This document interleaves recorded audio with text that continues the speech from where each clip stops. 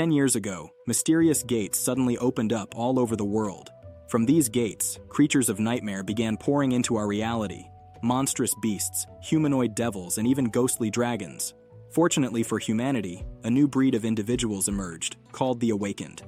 These people exhibited supernatural abilities, ranging from powerful magic and advanced martial arts to other superhuman skills.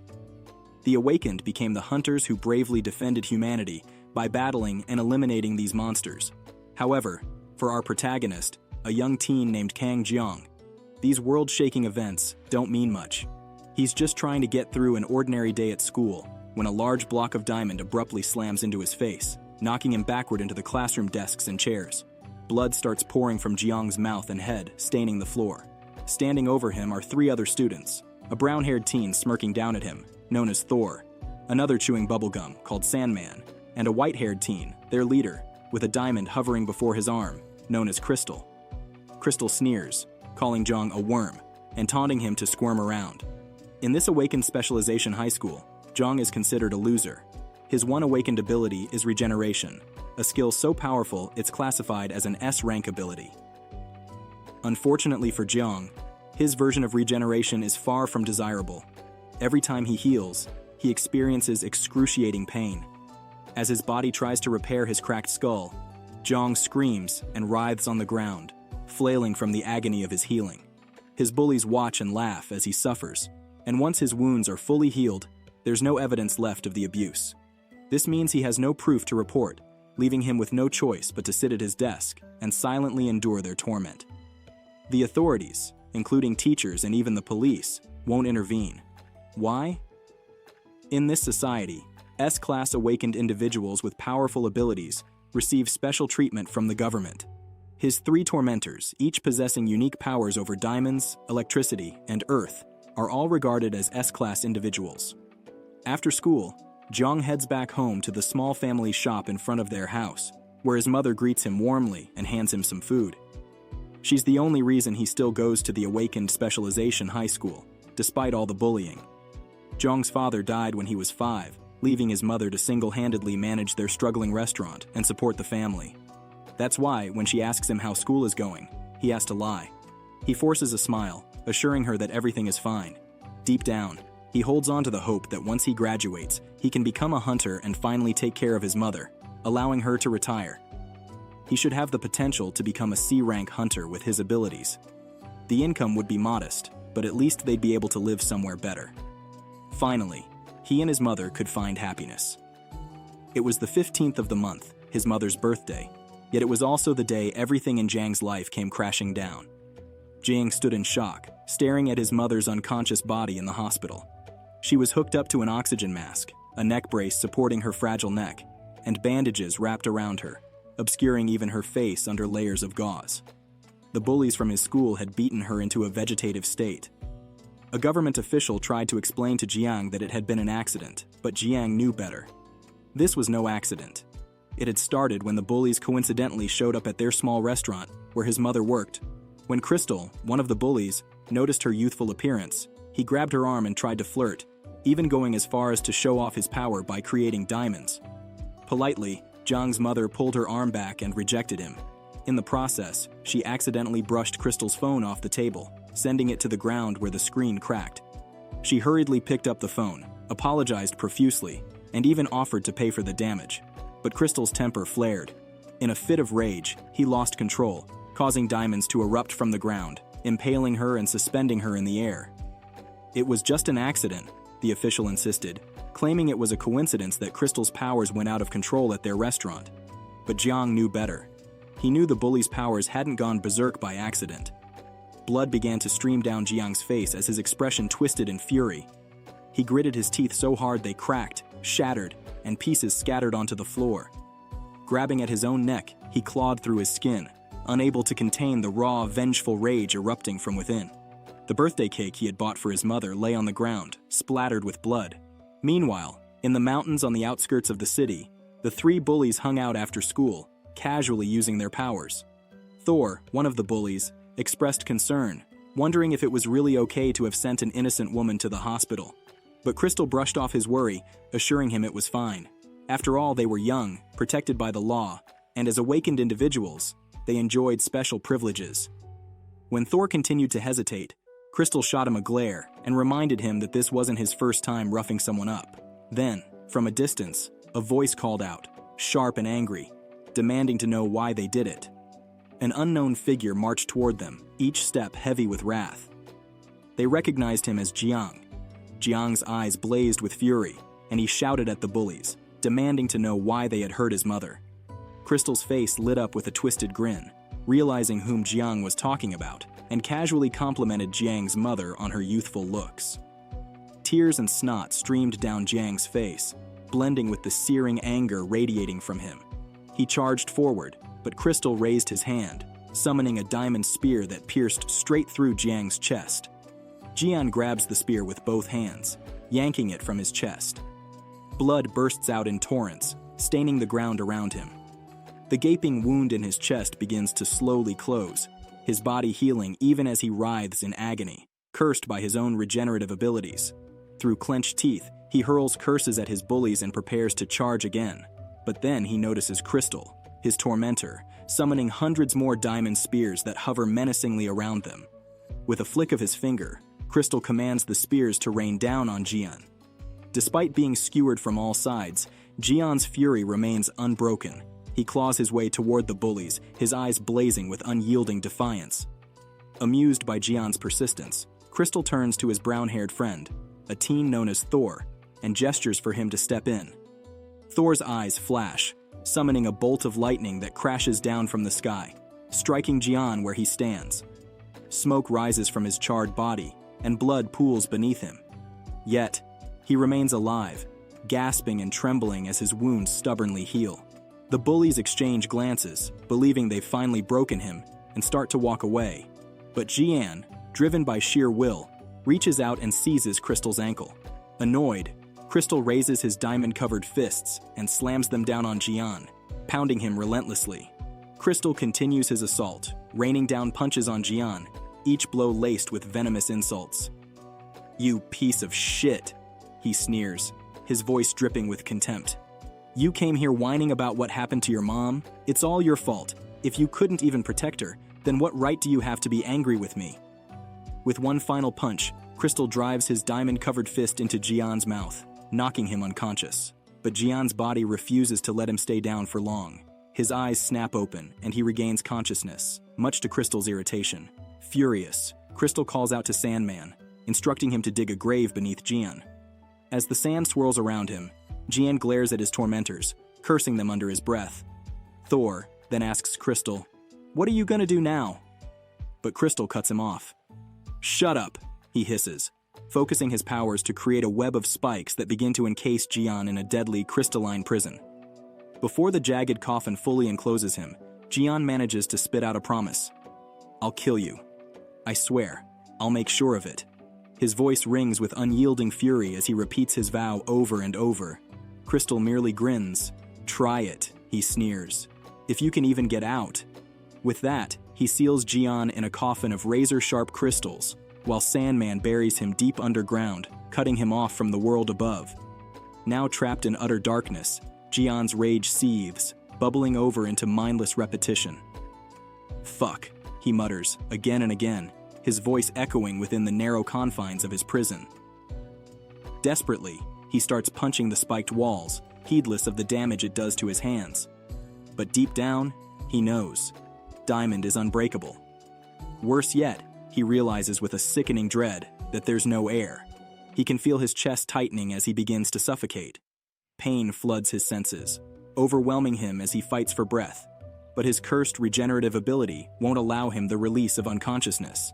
It keeps him alive, healing his wounds but amplifying his suffering, forcing him to endure every agonizing second. Each heartbeat feels like an eternity, each breath a struggle as his body is forced to stay awake, caught in a relentless cycle of torment.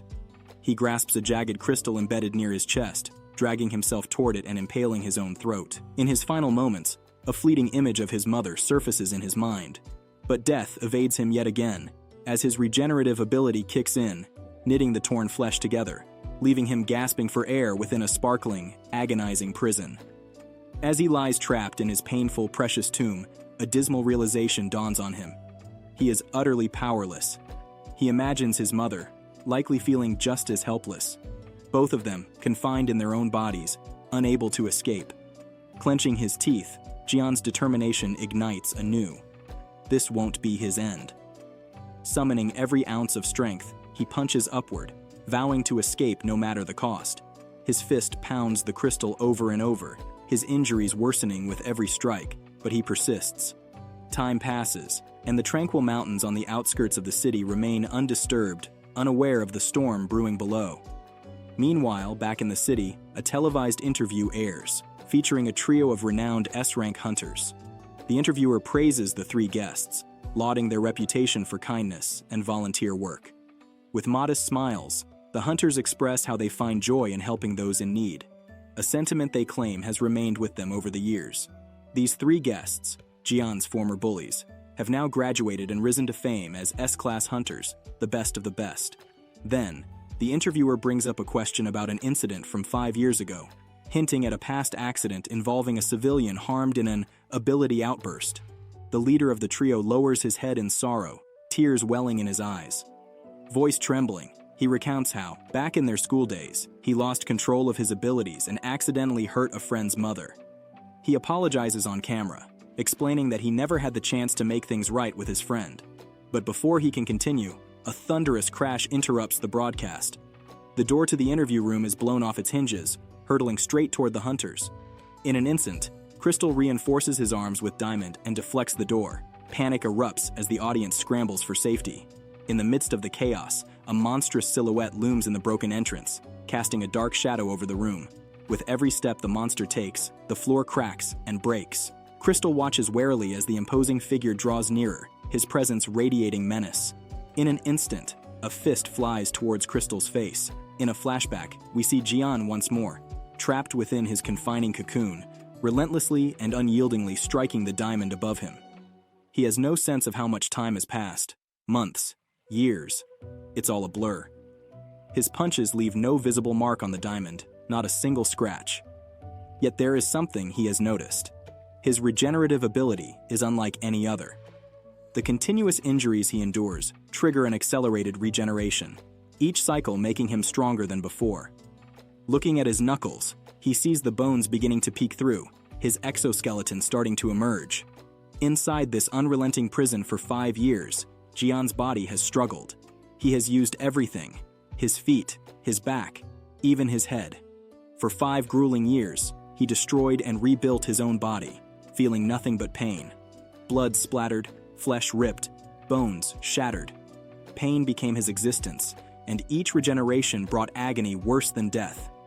Yet Jian pressed on, enduring it all, until finally, a small crack appeared. Back in the present, Crystal's face is bludgeoned by a heavy skeletal fist, sending him hurtling back into the wall, where he crashes against it.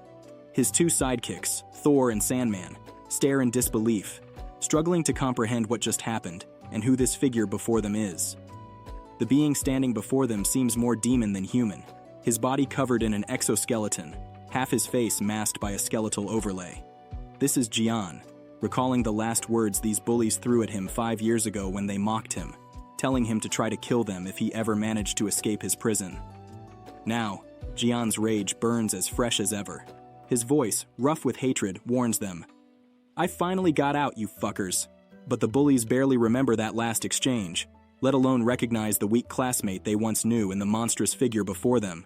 They exchange puzzled glances while Crystal, recovering from the blow, orders them to kill this guy already. Reacting instantly, Thor summons a flash of lightning, hurling it at Jian.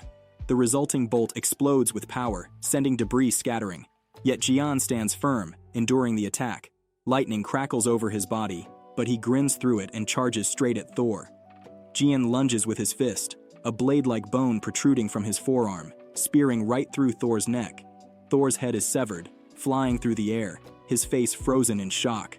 Crystal and Sandman are paralyzed with terror as their friend's blood splatters over them. Moments later, as Thor's body collapses to the ground, Sandman finally reacts, launching his power at Jian. Earth, rock, and sand converge, wrapping around Jian, imprisoning and crushing him within a sphere of solid earth. Inside this earthly prison, Jian grits his teeth, refusing to yield. With a furious roar, he counters, shattering his confinement into countless fragments. In an instant, Jian's hand clamps down on Sandman's jaw, bursting the bubblegum he's been chewing. Sandman's mind flashes with alarm as Jian tears his jaw clean off. Sandman collapses, clutching his mangled face in agony. Jian raises his bladed arm to end Sandman's suffering, and with a swift, merciless blow, plunges the blade into him, bringing his torment to a brutal end. Crystal now stands behind Jian, his fists raised, ready to strike. Jian turns just in time to see him, but it only gives Crystal the chance to slam his diamond-laden fist straight into Jian's face.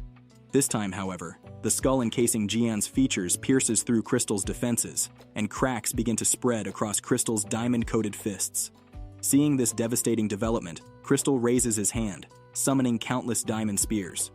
Unlike when they were children, when the spears simply surrounded Jian, this time they are larger, more numerous, completely engulfing the building. With a decisive motion, Crystal lowers his finger and the innumerable spears rain down, converging on Jian, turning him into a human pincushion. Crystal stares at Jian's mangled body, but to his horror, the spikes impaling Jian begin to tremble as he forces himself to stand once more. Blood pours from his wounds, dripping and pooling, but this only makes him appear more terrifying. He now resembles a skeletal demon, bathed in blood, his eyes glaring menacingly at Crystal. Realizing the fight is far from over, Crystal envelops himself in a protective armor of diamond, his fists transforming into sledgehammer-like weapons. He launches a brutal assault, hammering Jian relentlessly. With each punch, bones and diamond alike crack, and blood spatters across the scene. Crystal unleashes a powerful combination of strikes, finishing with a devastating blow to Jian's head. But just as he did in their youth, Jian catches his fist with his mouth, biting down. This time, though, it isn't Jian's teeth that shatter, it's Crystal's arm. Horror dawns on Crystal as he realizes he is no longer invulnerable to this monstrous opponent. Jian bites down hard, then drives his skeletal sword straight through Crystal's chest. Crystal tries to retreat, but with Jian still clamping down on his fist, he can only scream in agony. In a desperate attempt to escape, Crystal touches the ground, summoning a massive diamond stalagmite to spear Jian and lift him into the air. Yet, Jian's grip on his arm remains so strong that Crystal is forced to sever his own limb to break free. Holding the bleeding stump of his arm, Crystal stumbles away from the scene, only for one of his own diamond spears to suddenly impale him from behind. Jian had thrown one of Crystal's own weapons back at him. Jian approaches with a menacing stride as Crystal, panic-stricken, screams for him to stop. But Jian ignores his pleas, turning the myriad diamond spikes Crystal had created against him. Now Crystal is the one resembling a pincushion. Weakly, he asks the monstrous figure before him who he is. In response, Jian grasps the skull mask covering half his face and painfully peels it away. Crystal's eyes widen as he recognizes the face beneath. Memories flood back. This was the weakling they tormented in their youth, the boy they mocked and called Worm. Half of Jian's face is scarred beneath the mask, but there is no mistaking it. This is the very person they once belittled. Without a word, Jian raises his fist and strikes Crystal one final time. He then grips him by the throat and drives his skeletal sword through his mouth, the blade emerging from the back of his head. Zhang watches as the life slowly fades from Crystal's eyes. Finally, after exacting his long-awaited revenge, the rage drains from Zhang, and he staggers to his feet, exhausted. He surveys his surroundings, taking in the sight of his 3 former bullies lying lifeless in pools of blood. The entire auditorium is reduced to ruins from their brutal battle, leaving Zhang as the sole survivor within its shattered walls. The only movement in the scene is his own reflection mirrored in the blood-slicked floor. Above him, a gray sky looms through the collapsed roof, and rain begins to pour down in torrents. Jiang collapses to his knees, tilting his head up to feel the rain streaming over him. He releases a gut-wrenching scream that echoes through the ruins, tears mingling with the rain. After 5 years of mindless pain and suffering, he realizes he no longer knows what to do with himself now that his revenge is complete. Sometime later, Jiang sits in a hospital room, wrapped in a warm blanket. His gaze is fixed on the figure lying motionless on the hospital bed, his mother. He can hardly believe she is still alive. Elsewhere, under a clear blue sky in the depths of a dense forest, a portal flickers into existence, leading to another world.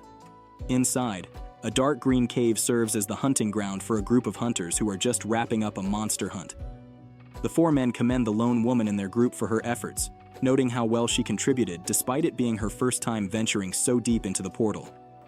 She blushes, thanking them for their guidance, but her gratitude turns to terror as she notices the 4 men closing in on her, their eyes dark with malicious intent.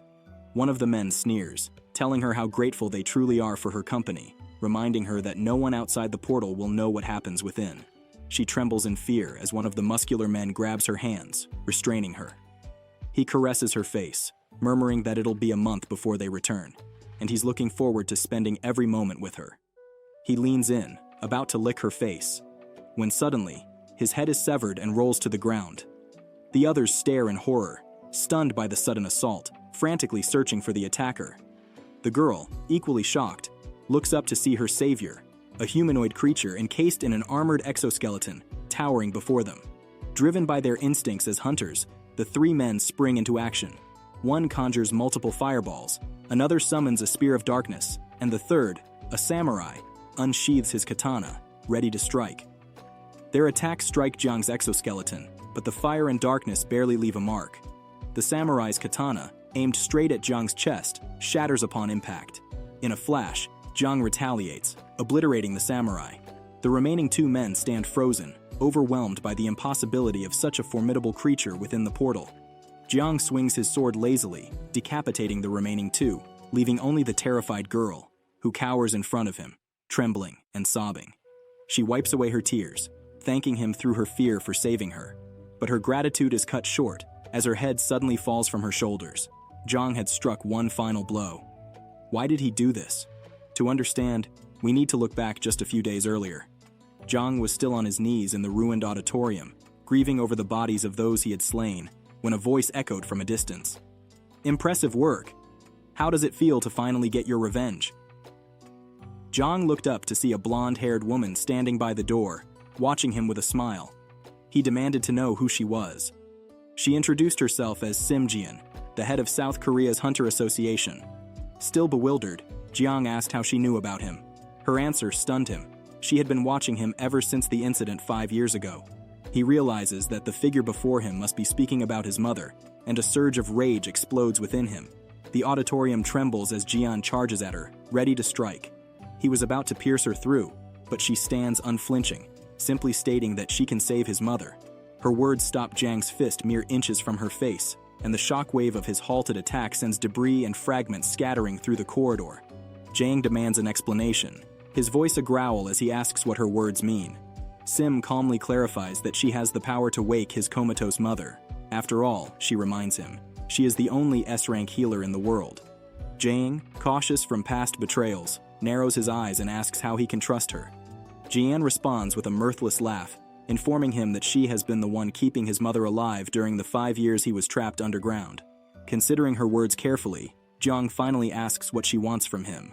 Jian smiles, a hint of calculation in her gaze, and explains the world's current predicament. Hunters, powerful beings who have emerged in various countries, have grown too strong. Most military forces are no longer a match for them, and some hunters even surpass the destructive force of nuclear weapons. While these powerful hunters have been able to eliminate most monsters inside the gates themselves have not disappeared. Now, these empty gates are being used as pathways between nations, turning into battlegrounds. Countries have begun using hunters to wage wars, and South Korea, lacking enough hunters, couldn't fend off invasions from Japanese hunters. That is, until Jiang appeared. Jian explains that if South Korea were to retaliate against Japan with their own hunters, it would escalate into a full-scale war. However, if a monster were to confront Japan's hunters, it wouldn't provoke such a response.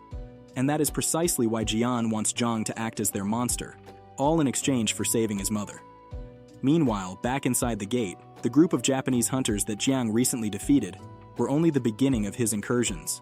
It was a beautiful summer day in Japan, yet tension simmered within the glass-walled Prime Minister's official residence. Inside, the Prime Minister of Japan had summoned the Minister of Defense to discuss pressing matters. With his hands clasped before him, the elderly Prime Minister, his voice calm but laced with authority, asks the young Minister of Defense whether there are still powerful monsters inside the gates. The Minister of Defense confirms that there are not. The Prime Minister then inquires if there are strong hunters in South Korea, to which the Minister replies in the negative once again. Suddenly, the Prime Minister slams his fist on the table, his face flushed with anger, as he demands to know why. If there are no monsters or Korean hunters left to oppose them, Japanese hunters haven't yet taken control of the Korean peninsula. Veins pulse on his bald head as he seethes, his gaze boring into the younger man before him. This menacing figure is Razaki Judo, the man who leads Japan with an iron fist. The Minister of Defense bows slightly, apologizing to his superior and promising to rectify the situation. When Prime Minister Judo asks how he intends to do so, the Minister of Defense smiles confidently, declaring that he will handle it personally. This young man, Japan's top hunter and Minister of Defense, is Ikosai Kajuru, wearing a simple cape, gold bracers, and a single earring.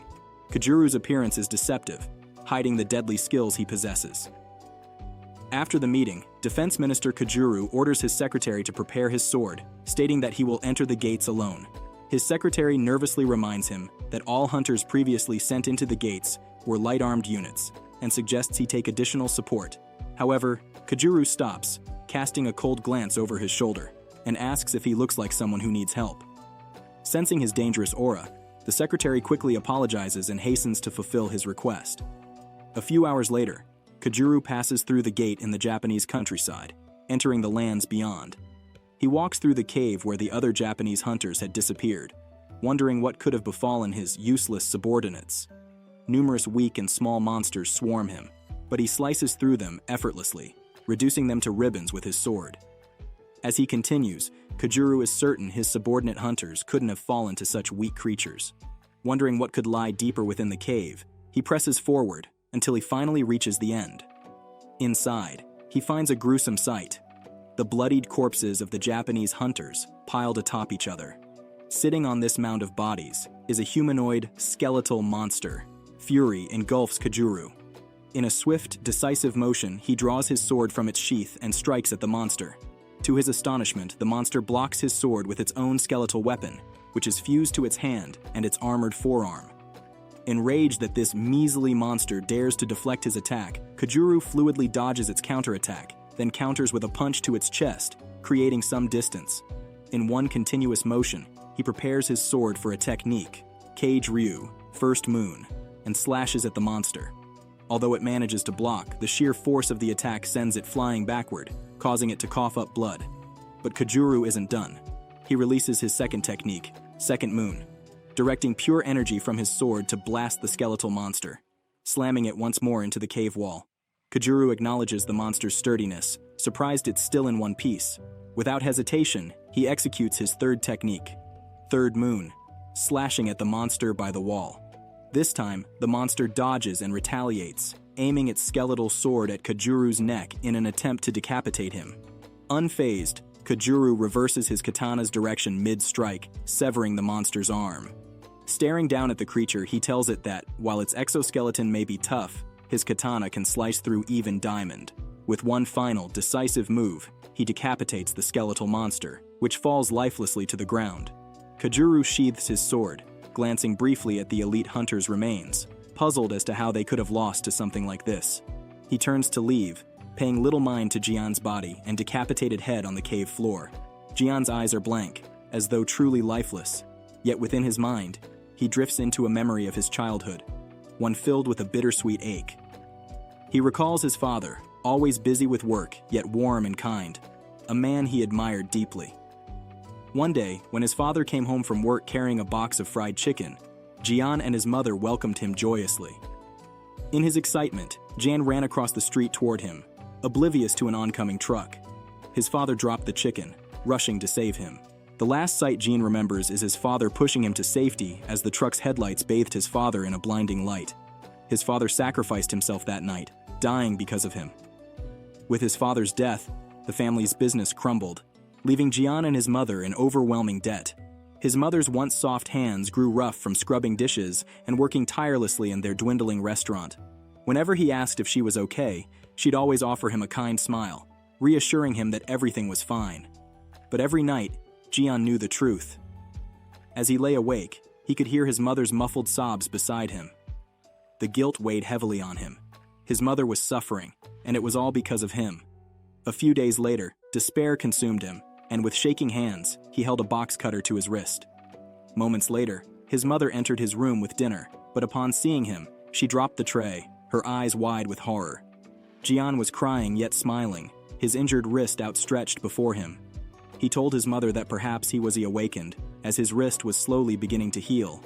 The TV was broadcasting an interview with Korea's #1 hunter, a crystal-ranked warrior named Jin Gang. Jin embraced his mother, declaring that he would become a hunter just like the man on TV and bring them wealth and happiness. But that dream never came to pass. Years later, his mother lay comatose in a hospital bed, her condition unchanged. The memory stirs something in Jian's spirit, bringing a spark back to his eyes. He remembers a conversation with Jian, where she had told him about the world's fractured balance, about nations already conquered by powerful hunters, and how their greatest adversary now is Japan. That was why they wanted him to become their country's monster and hunt Japan's strongest hunters. As he stood there, having just fought one of Japan's most formidable hunters, Kedru pondered his next move. Meanwhile, Kajuru mindlessly realized that he had wasted too much time with the skeletal monster. It appeared he would have to travel to South Korea himself to capture the country. Unbeknownst to him, however, Jian's decapitated head was slowly crawling toward him, inch by inch. Kedru only noticed when Jian suddenly sank his teeth into his leg, catching him completely off guard. Staring in horror at the head attacking him, Kedru saw a new skeleton beginning to grow from it, and he understood that his enemy possessed regeneration. Yet, he couldn't comprehend how this was possible. He had already cut off Jian's head. Meanwhile, Jian continued to chomp down on Kedru's leg, eliciting a scream of pain from Kajuru. In a swift move, Kajuru slashed at Jian's face, breaking free from the bite. For the first time, he took Jian seriously. A crescent moon symbol emerged on Kajru's forehead, his eyes lit up like flashes of lightning, and the moonlight seemed to reflect off his sword.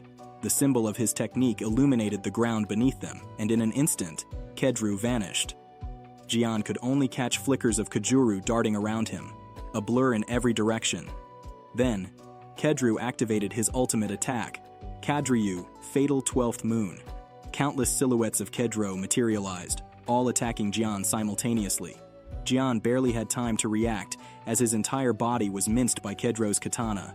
The sheer force of the attack sent shockwaves through the tunnel, reverberating out through the gate and spilling back onto Earth.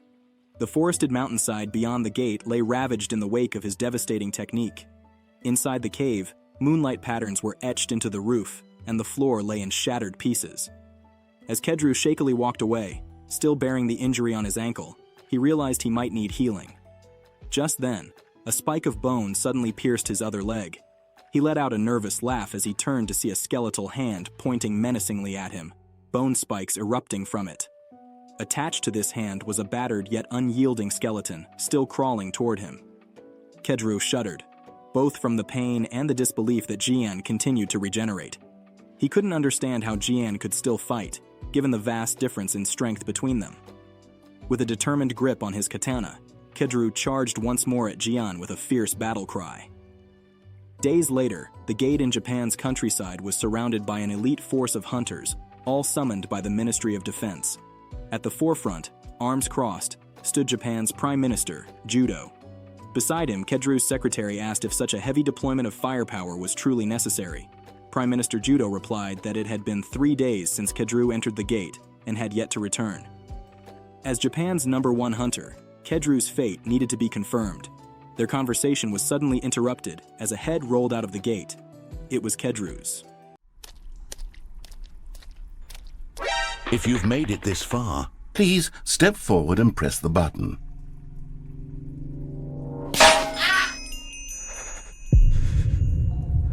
Now, open your eyes, step forward, and push the button. Yes! You see? What a thrill! What a rush! That was you! Now, I want you to do something else for me. Please press the subscribe button. Come on, give it a try. Can you feel it? The glow of comfort, even in the face of crushing despair, must already be sweeping through your body. And in fact, can I say that I do believe commenting "let him cook" will lend you an air of charisma as well? Following behind was the skeletal monster, crossing into Japan itself. Prime Minister Judo stood in stunned silence, his shock magnified as his own head abruptly detached from his body.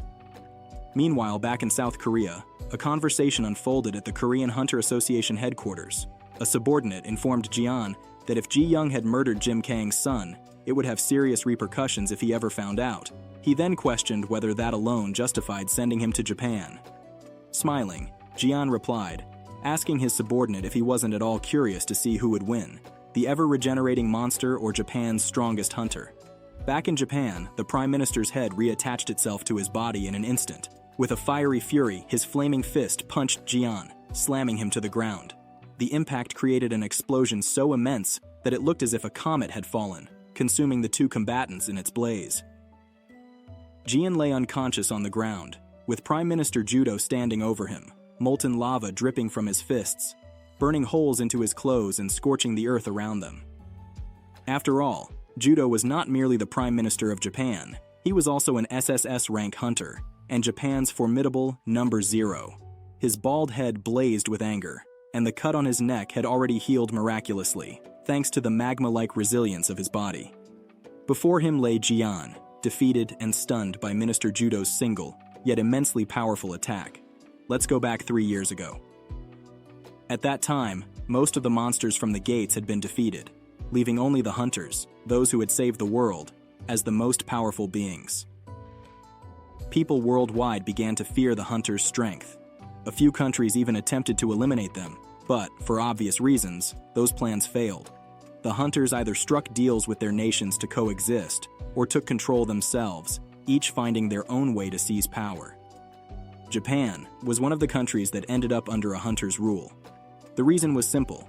The Prime Minister, Rocky Judo, was a triple S-rank hunter. Aggressive even before he awakened, Rocky had always sought dominance. After the hunter system emerged, he set his sights on taking over South Korea. However, his ambitions encountered a formidable obstacle, a monster, our protagonist, who opposed him. Even after enduring a devastating punch, Ji Hang regenerated back to his former self. As he stood up, defiant, the hunters who had arrived with the Prime Minister attacked with confidence. One of them swung his weapon, aiming to behead Ji Hang, but found himself beheaded instead. Another hunter had his face crushed into the ground in the process. The Prime Minister and his followers could only watch in horror as Ji Hang stood before them, completely unfazed. Their anger intensified, and the Prime Minister grew even more aggressive. He commanded them to stay put, threatening to kill anyone who dared move without his permission. His words hung heavy in the air, silencing everyone as Ji Hang marched toward him. The scene shifted to a cold day with snow falling gently.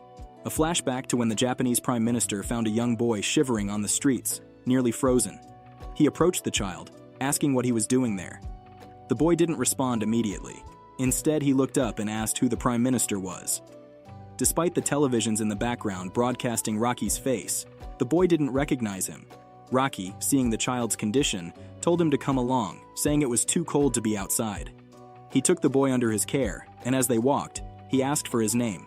The boy replied, Kadao. This was the same Kadao whom Ji Hang had killed inside the gate. Seeing the head of his most cherished son filled the Prime Minister with a furious rage.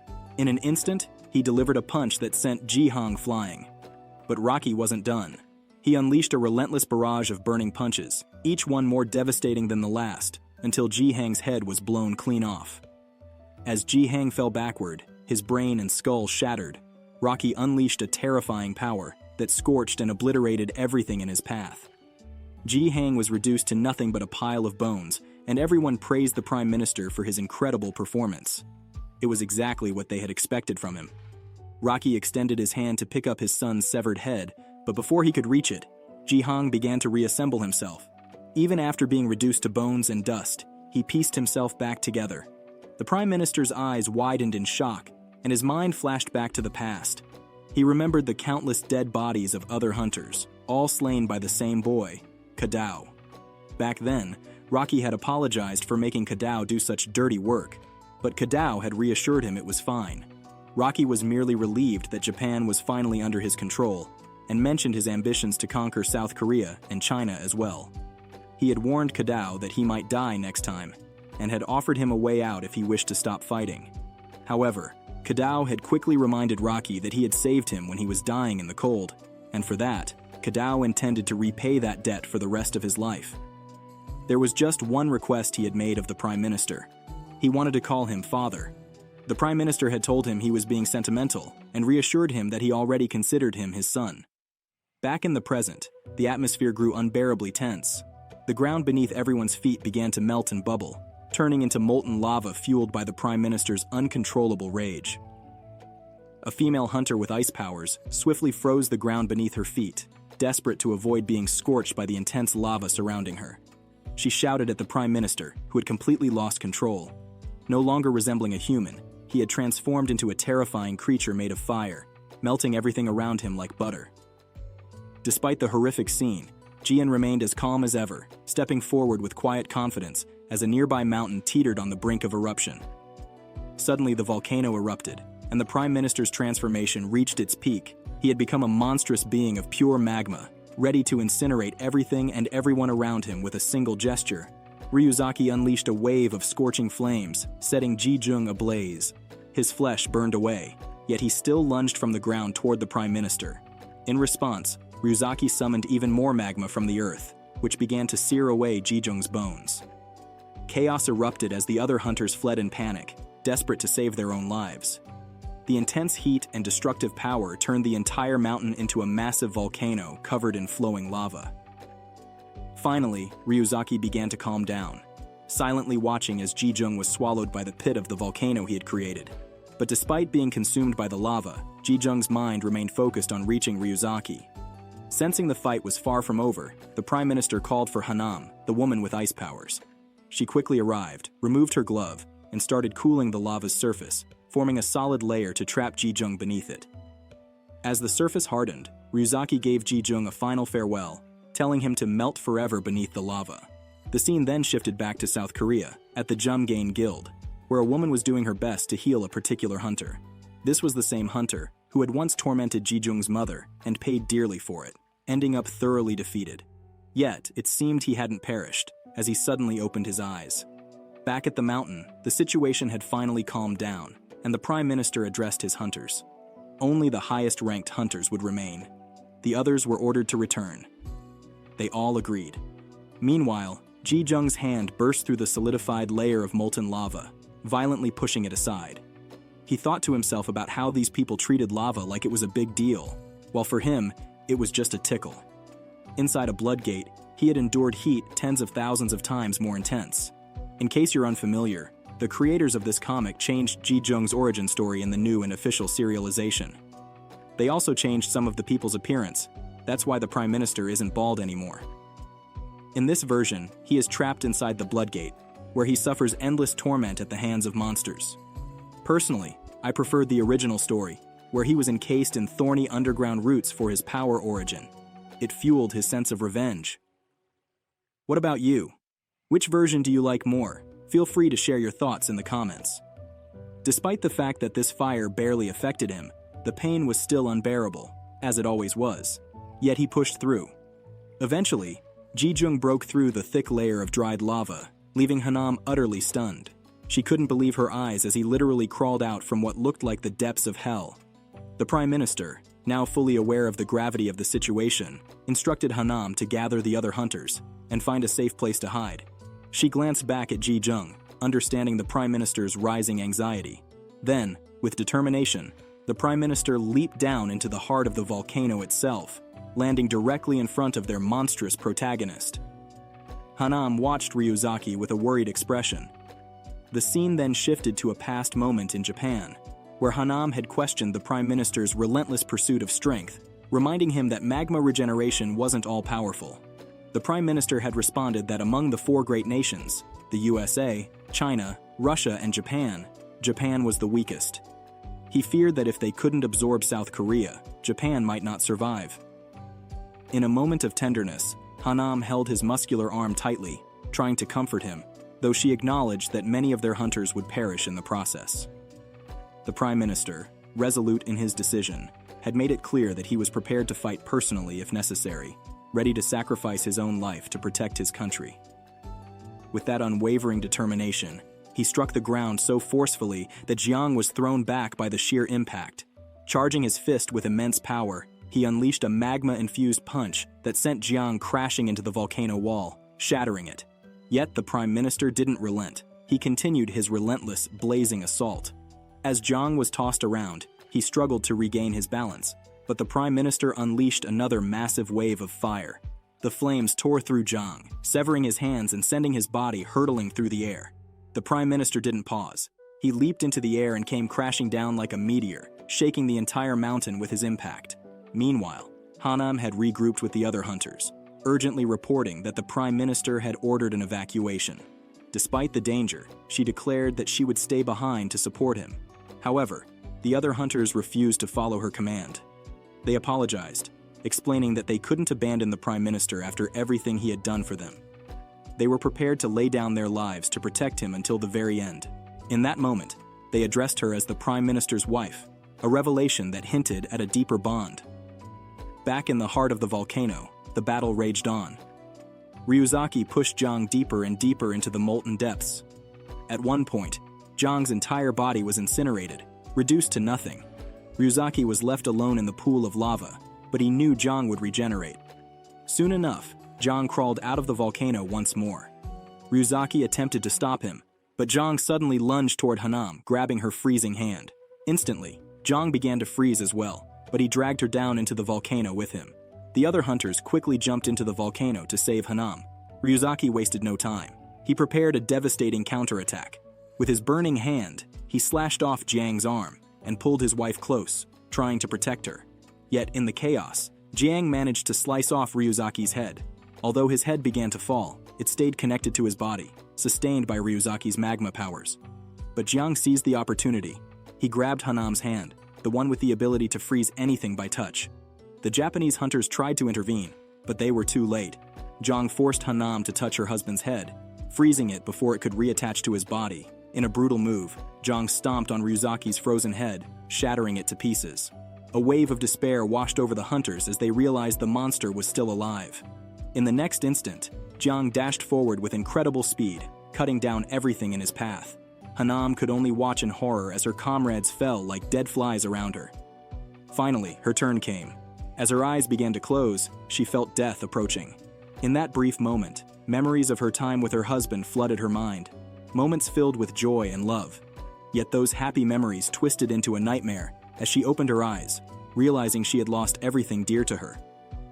Looking up, she saw Jiang glaring down at her, and with despair consuming her mind, she faced her tragic end. She instinctively reached out to touch her head, but at that very moment, she froze, halting herself entirely. Tragically, she ended her life right in front of her husband. Her limbs were scattered everywhere, and no one was left alive, except for one lone survivor, our boy. Finally, he climbed out of the volcano, deciding it was time to head back to Korea. The scene then transitioned to South Korea, inside the Gym Gang Guild's monostone storage room. There, Tasu, the same guy everyone loves to hate, was pushing himself hard to get stronger.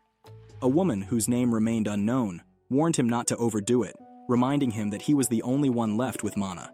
That was the reason he had barely survived, while his friends had perished after Ji Kang had turned them into sashimi. Tasu acknowledged the harsh reality. He admitted that he remembered everything, every gruesome detail vividly. More than that, he recalled how the kid he once bullied back in school had escaped the Bloodgate and ended up killing him and his friends. It seemed Tasu's powers had changed as well. The stones he used to summon, once a bright blue, now glowed a menacing deep red. It was then revealed that he had become the guildmaster of the Gym Gang Guild and was now an S-rank hunter, fueled by revenge against Jiang. He ordered the woman to release the seal that had been holding him back. A while later, the woman appeared completely exhausted, panting heavily as she tried to catch her breath. Despite her fatigue, she delivered the good news. The seal had been broken, and he was now free to unleash his terrifying powers. Tasu commanded her to gather the members of the Gym Gang Guild immediately. Once everyone had assembled in the hall, he stood on the stage, and they all bowed their heads in respect. Some whispered in disbelief, having thought him dead. But now, seeing him alive, thanks to the guild's vice master, they were ready to follow his every command. The head of the Gym Gang's intelligence team, an S-rank hunter named Han Kongchan, reported to his master that Ji Hang had moved toward the gate after the massacre in Japan. Before Kongchan could continue, Tasu grew impatient, ordering them to kill that bastard. Kongchan accepted the command, swearing on their lives that the entire intelligence team would carry out his will. But just as he finished his pledge, Tasu, with a swift movement, decapitated him. Holding Kong-chan's severed head, Tasu reminded everyone that Kong-chan had once been the vice president of the Korean Hunter Association. By absorbing the Korean Hunter Association 3 years ago, Jim Gang had been able to dominate and rule over South Korea. Tasu recalled that Kong-chan's ability was S-ranked telekinesis, and then demonstrated the same power by killing another man, twisting his limbs until his body exploded, showering blood everywhere. Earlier, the woman who had healed Tasu asked if it was truly necessary to remove the seal, as his ability was cursed. They all knew his answer. It was the best choice for the present moment. He then began a brutal massacre, killing everyone in sight. The guild members ran for their lives, but it was futile. Tasu slaughtered all 1,528 members of the guild, absorbing their powers into himself. However, he was losing control as he took in the overwhelming energy. The woman sank into despair, asking why he had to go to such extremes. Tasu coldly reminded her that Ji Kang had killed the triple S-ranked Prime Minister of Japan. He believed that even after absorbing all these hunters, it still wouldn't be enough to face Jang. Determined to kill him at any cost, Tasu planned to go to Russia to gain even more power. The scene shifted to a port where a woman warmly welcomed Jang as he stepped out of the gate. The next scene cut to a hospital, where Jang's mother was admitted. It was revealed that the Korean Association president had already started the procedure to heal her. Human used her S-rank healing ability to restore damaged cells one by one, channeling her mana meticulously into the process. She had been performing this procedure on Gang's mother every day. Given the amount of mana it consumed, she knew it would take some time, but Human was confident that she could save Gang's mother. After completing her usual healing session and stepping out of the ward, she mentioned that if she continued at this rate, his mother would likely wake up by the following week. Then, exhausted from the relentless drain on her powers, Human collapsed to the ground.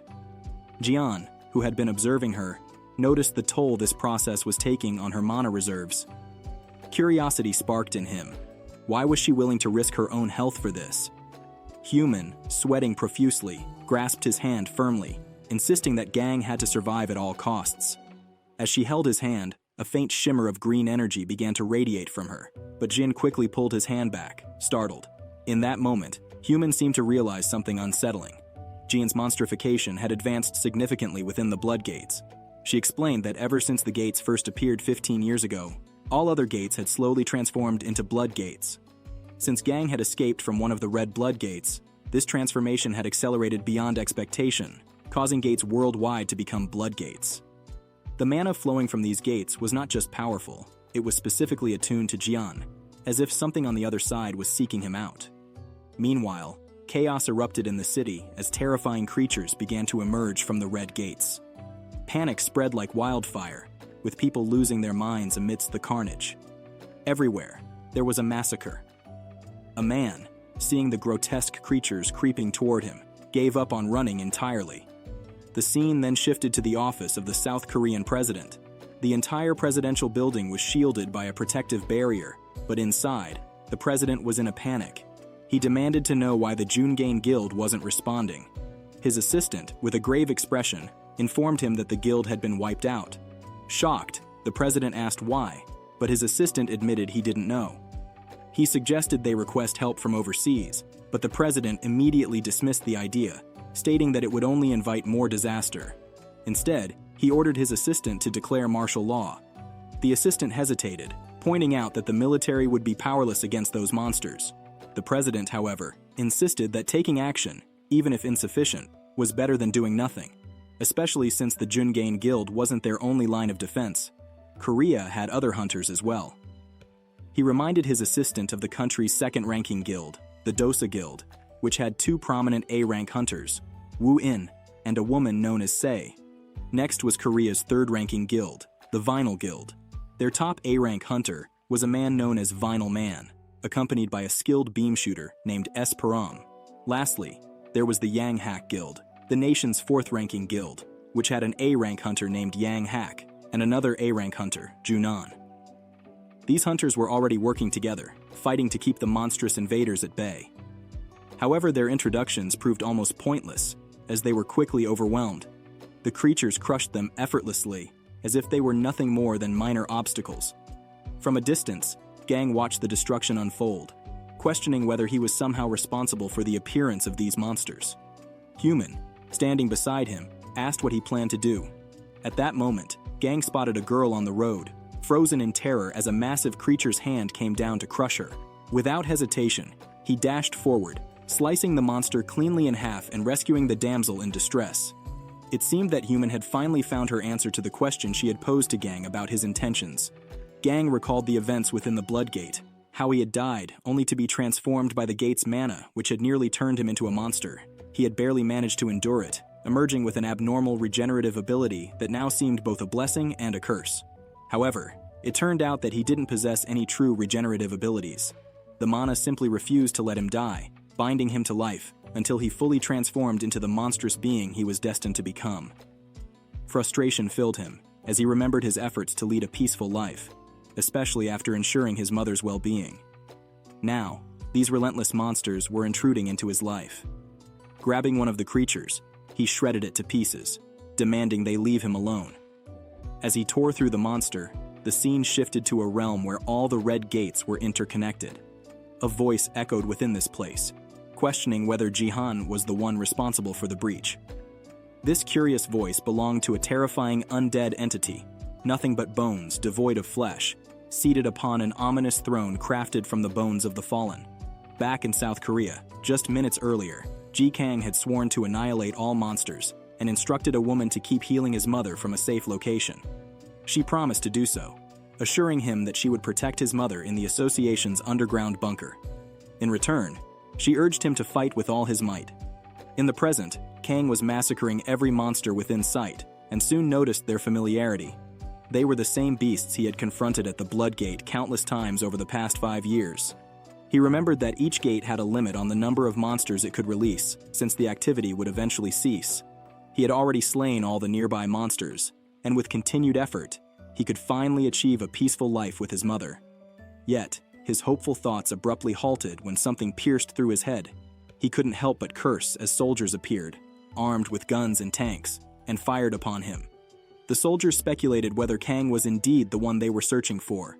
One of them noted that Kang hadn't harmed any humans, only monsters. However, their commander seemed unconcerned, declaring that Kang was the root cause of the catastrophe they faced. He ordered everyone to restrain Kang until hunter support arrives.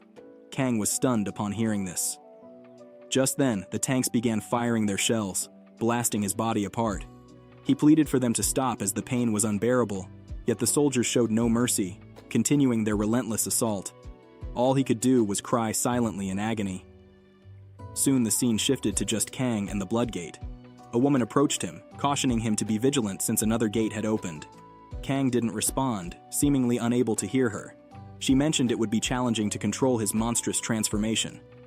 Moments later, Kang regained his senses and realized the soldiers behind him were now nothing but blood-splattered remains, confused and disoriented. Blood flowed from his eyes like tears, transporting him back to a painful memory from the past. Years earlier, young Kang, in anguish, lay bruised and battered after being bullied by Tasu and his gang. A classmate with striking yellow hair observed him silently from afar. Later, the two met behind the school building, where the yellow-haired boy, visibly angry, demanded to know why Kang was always singled out. Kang assumed it was because he looked like an easy target, advising the boy that he, too, would be targeted soon and should pretend not to know him. The yellow-haired boy couldn't believe what he was hearing, grabbing Kang by the collar and calling him crazy for suggesting such a thing. Worn and beaten, Kang had no strength to reply, and the boy eventually walked away in frustration. That was how Kang came to believe he had lost his only friend. Yet, unknown to Kang, his childhood friend had secretly been gathering evidence. The boy had awakened a unique power in his right eye. Anything his right eye saw could be printed as a photograph. He meticulously collected evidence, sending it to the police, the education office, and various news outlets. Soon after, he was found, his right eye taken from him. Kang couldn't suppress his rage, cursing loudly. His friend, regretful, apologized, admitting that he could no longer attend school with him. Kang assumed that Tasu was behind the attack and vowed to seek revenge, but his friend, trembling, begged him not to act on such thoughts. Kang felt a deep sorrow, knowing his friend had sacrificed not only his right eye, but his powers as well. Still, his friend tried to reassure him, saying there was little to life anyway, and that he had decided to enlist in the army instead of pursuing life as a hunter. The same friend had his scalp brutally torn apart on Ji Kong's bone sword. Ji Kong, overcome with deep sorrow, cried out at the top of his lungs. His anguished voice echoed through the area, attracting the attention of nearby monsters, which immediately attacked him. Fueled by his grief, Jihang glared at the oncoming creatures, and in an instant, they were sliced to pieces as he vented his sorrow. Yet despite his display of fury, more monsters emerged, surrounding him. Meanwhile, in the barrier-protected office of the President of South Korea, the President watched a live feed showing Ji Kong. His secretary explained that this was the same monster that had killed Jihang's guildmaster and the Prime Minister of Japan. Moreover, Ji Kong was blamed for the calamities appearing worldwide. They speculated that the gates might return to normal if they could kill the bone monster on the screen. However, the president was puzzled by why Ji Kong was fighting the monsters. The secretary admitted that he didn't know the reason either, but one thing was clear: even the monsters couldn't kill Ji Kong. On top of that, reports arrived that blood gates were beginning to spread internationally, heightening the urgency of the situation. The president asked about the state of the domestic hunters, and the secretary confirmed that all of them had been completely annihilated. The president, visibly stressed, instructed him to contact the Foreign Hunter Bureau. Elsewhere, a man received a report about the monster that had killed hunters from both Korea and Japan, and was the cause of the blood gates. In frustration, he stabbed his weapon into the ground. His spear, peculiar in design, had eyes that blinked and even made a sound. Sighing, he muttered that things were getting interesting. He stood on a battlefield littered with the bodies of fallen hunters. This man was Lun Jiang, China's top hunter, and a formidable SSS-ranked warrior. At the same time, another hunter received footage showing Ji Kong in his monstrous form. She was taken aback, cursing aloud in Russian, as she observed live feeds of the battlefield. This was Vladimir Rozana, Russia's top hunter, also a SSS-ranked hunter who held significant influence in her country. Dayum, she got a whole bakery. Standing on a battlefield at Russia's borders, a man heard the screams of people in pain elsewhere, and declared he needed to go to their aid. A fellow hunter cautioned that Russia's internal conflict might worsen if he left, but he dismissed his concerns, declaring that the war was already over. He then figure shimmered with a purple light, and wings with purple feathers spread from his back. The hunter beside him broke out in a cold sweat as he watched. He held a rosary in his clasped hands, then commanded him to follow him to Korea. This man is Stephen Lucas, America's top hunter, and yet another SSS-ranked powerhouse, stood amid a field of dead hunters. For 5 long years, Jihang had fought monsters alone within the blood gates. It was a brutal and unyielding environment where he could not eat, drink, or sleep, forcing him to fight constantly just to survive. Each time he exhausted himself, the monsterification within him threatened to consume him. But in those moments, Jihang would recall 2 faces: the face of his mother, left in a vegetative state, and the face of the man responsible for her suffering. Remembering them brought him back to his senses, and he used his anger to stave off the monsterification. Over time, though, Jihang felt his resolve weakening, especially since he had already exacted revenge on the silver-haired man responsible for his mother's condition. In truth, the blood gates were growing stronger, and controlling them was becoming more difficult as he got closer to his goal. This inner turmoil made him ruthless, leading him to kill without discrimination, even taking the lives of innocent people, including his childhood friend. Yet he chose to ignore the consequences of the blood gates, relentlessly hunting every monster he encountered in a futile hope of atoning for his sins. At that moment, a piercing purple light struck Jihang's head, crushing it. As his vision dimmed, he saw a figure with purple wings standing before his decapitated body. A red beam of light flashed across his fading sight, illuminating the figure. Back in the early days when the gates first appeared, it was during Christmas. Stephen Lucas was delivering a sermon when multiple gates materialized out of nowhere, even within the church. At that time, the concept of hunters didn't exist, and panic spread as monsters poured forth from the gates. Stephen remained calm as he urged the churchgoers to escape through the doors others had been pleading for him, as their minister, to flee through. Yet Stephen stood firm, placing himself between the congregation and the approaching monsters. Suddenly, a holy light shone from the church's podium, and a pair of pure white wings appeared on his back, as though he had received God's blessing. Before the crying and praying congregation, the monsters lay defeated, their remains scattered in pieces. This event marked Stephen's awakening as a hunter. In the largest church in America, where 100,000 believers had gathered, Only 138 suffered minor injuries, with not a single death.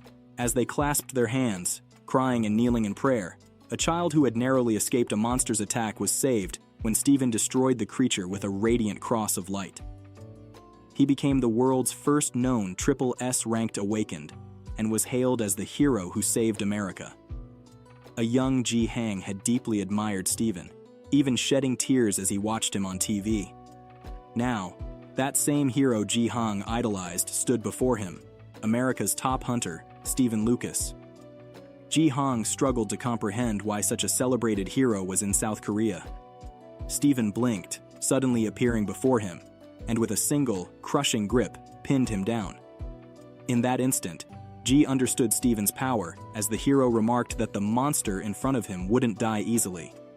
As Ji Hang's body began to regenerate, he realized that the hero he once admired had come to eliminate him. Once Ji Hang had finished regenerating, Stephen cast a cross-shaped purple spell that forced him to freeze in place, resembling someone crucified, while he was being pulled toward a blood gate. Ji Hang planted his bony feet firmly, resisting the relentless pull. When Stephen began to cast another spell, Ji Hang remembered that awakened ones could communicate without translation through mana. Desperately, he called out to Stephen, assuring him he was not a monster, hoping the hero would hear his plea.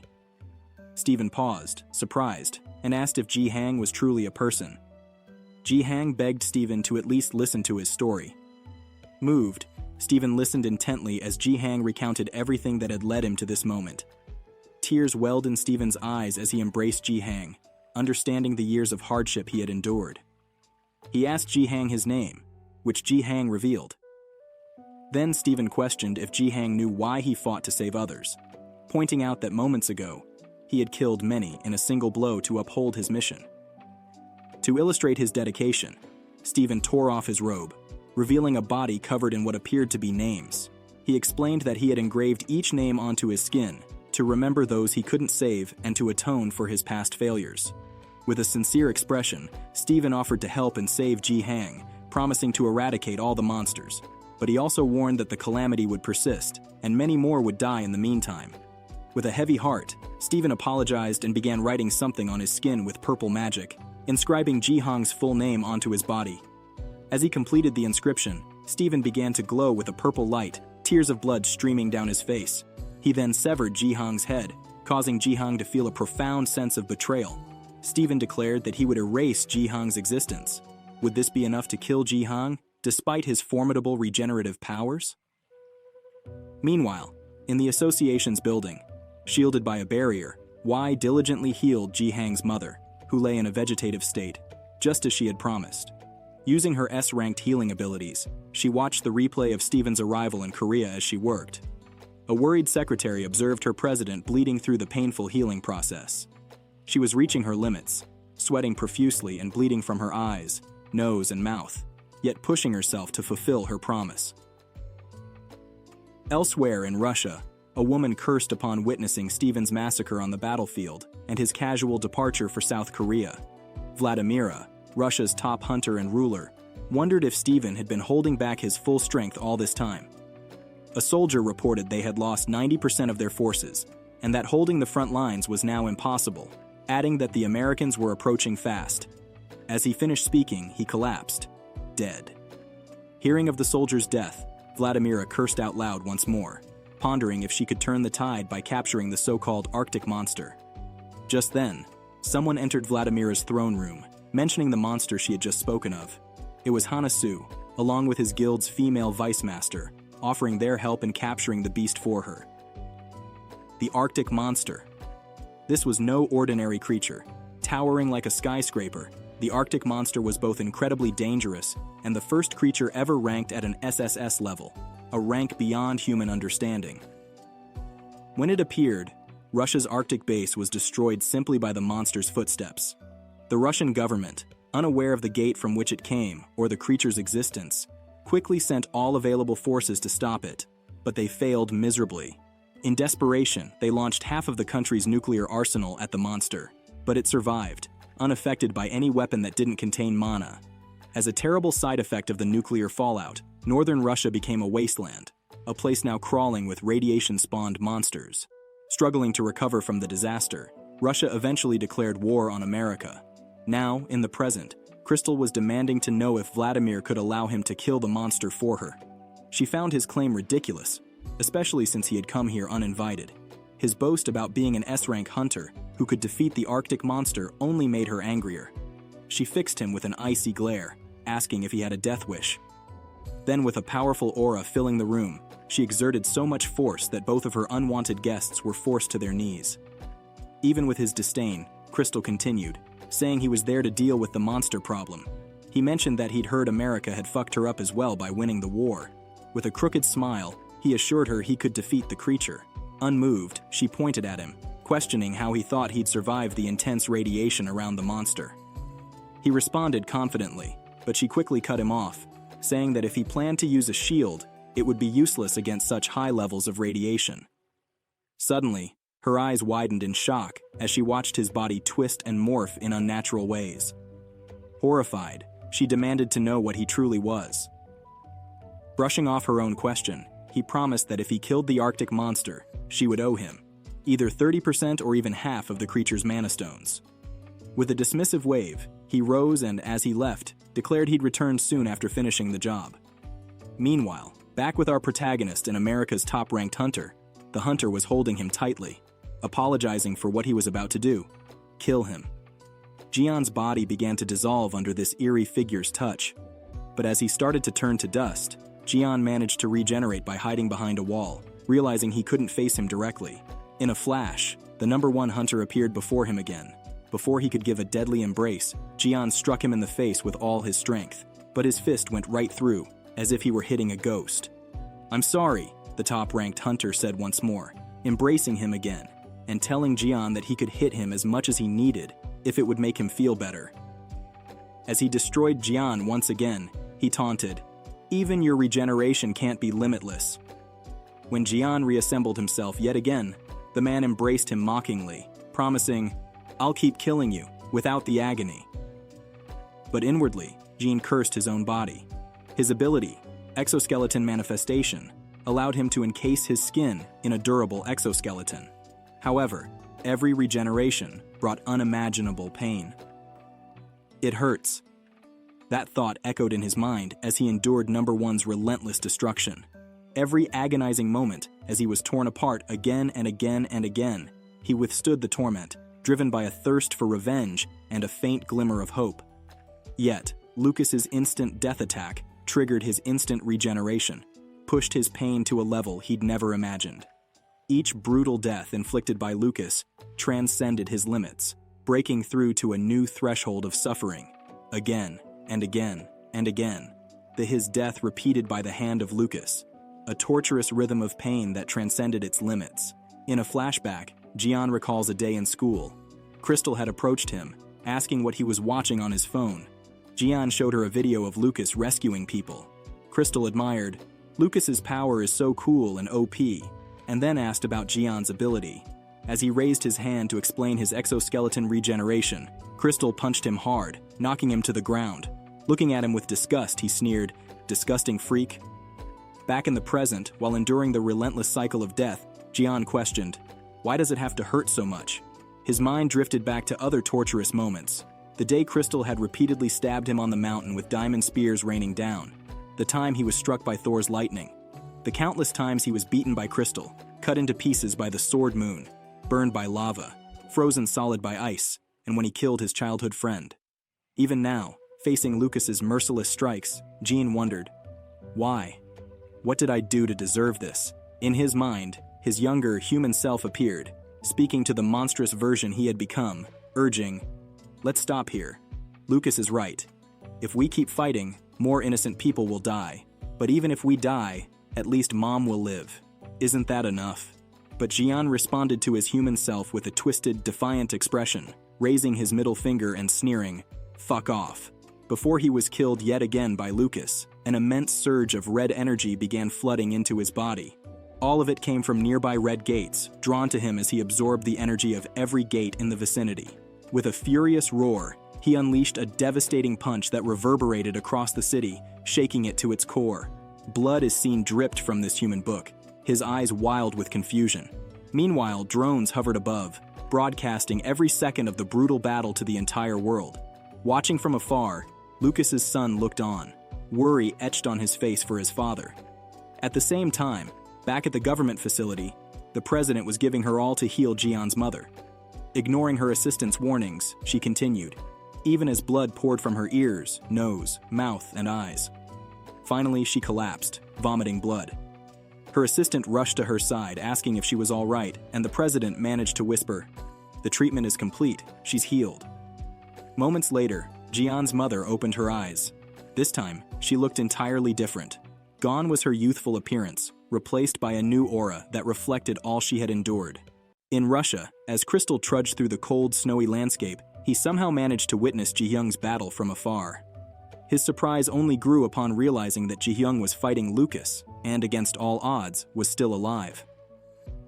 "That's insane," Crystal muttered under his breath as he stood before an enormous, towering behemoth of a creature that loomed over him. Meanwhile, back with Ji-hyung, a dark red aura continued to seep into his body, intensifying his transformation to the point of near unrecognizability. Lucas felt the sinister energy emanating from him, yet he transformed again, closing in with another embrace, wondering just how excruciating this struggle must be for the protagonist. However, before he could be disintegrated, Ji-hyung summoned a long, razor-sharp sword-like appendage from his monstrous form. With a single swing, he unleashed a devastating slash. Yet Lucas emerged unscathed, simply remarking, "You know, sometimes just having someone to listen can ease a lot of the pain. I'll be the ears for whatever you need to let out." As he spoke, he swung his fist toward Ji-hyung's head, but in a swift move, Ji-hyung severed Lucas's arm, leaving his hand embedded within Ji-hyung's skull.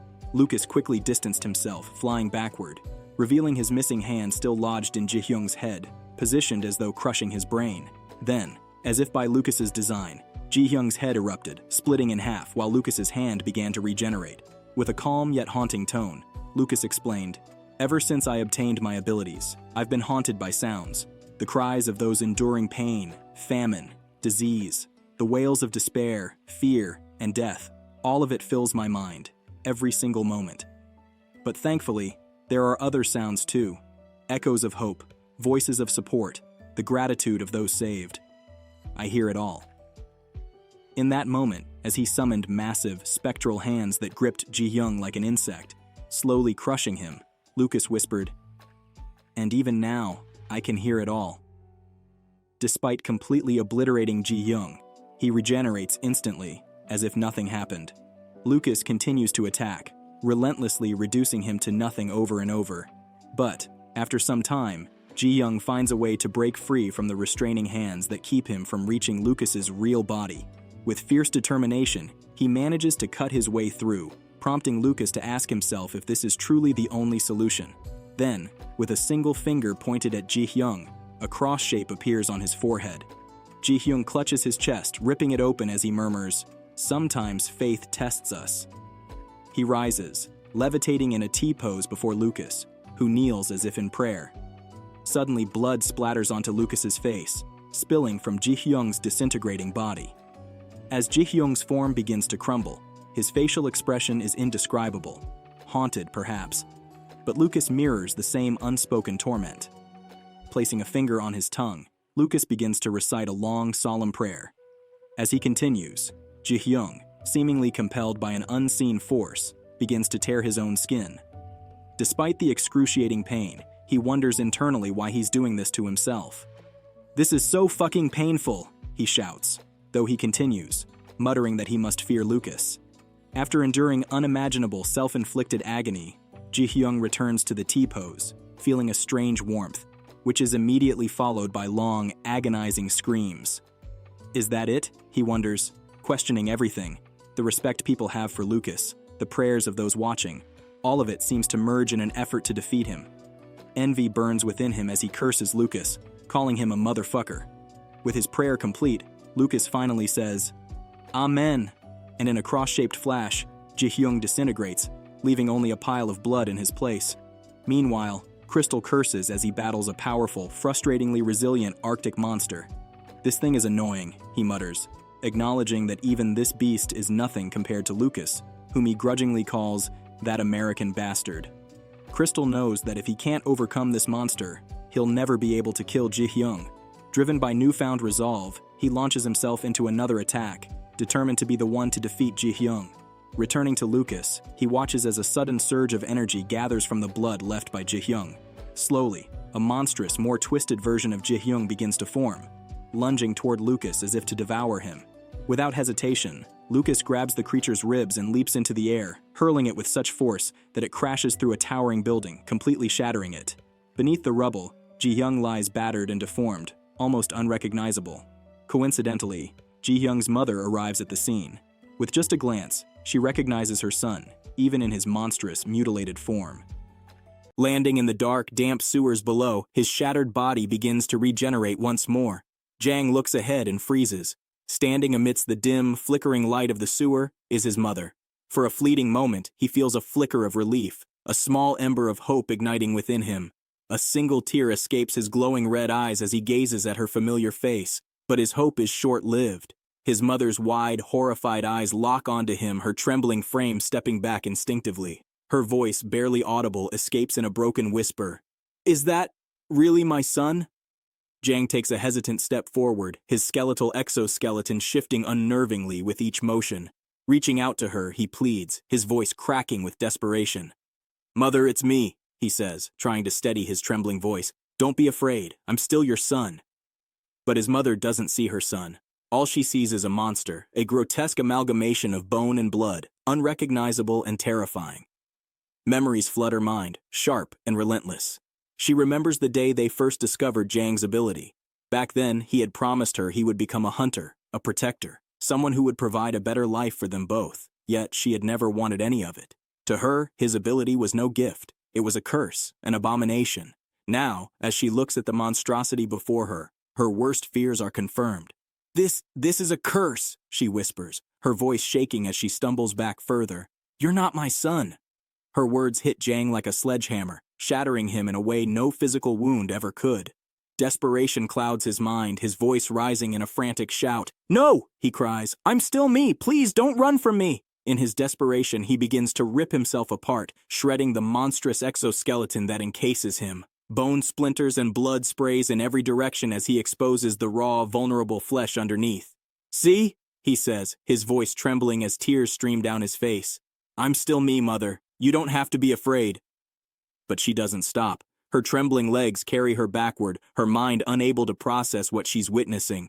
Overcome by panic, she turns and tries to run. Jang, panicking, reaches out and grabs her hand, stopping her in her tracks. She stumbles and falls, her terror mounting with every passing second. "Please don't run!" Jang begs, his voice breaking. "I'm your son! I'm still your son!"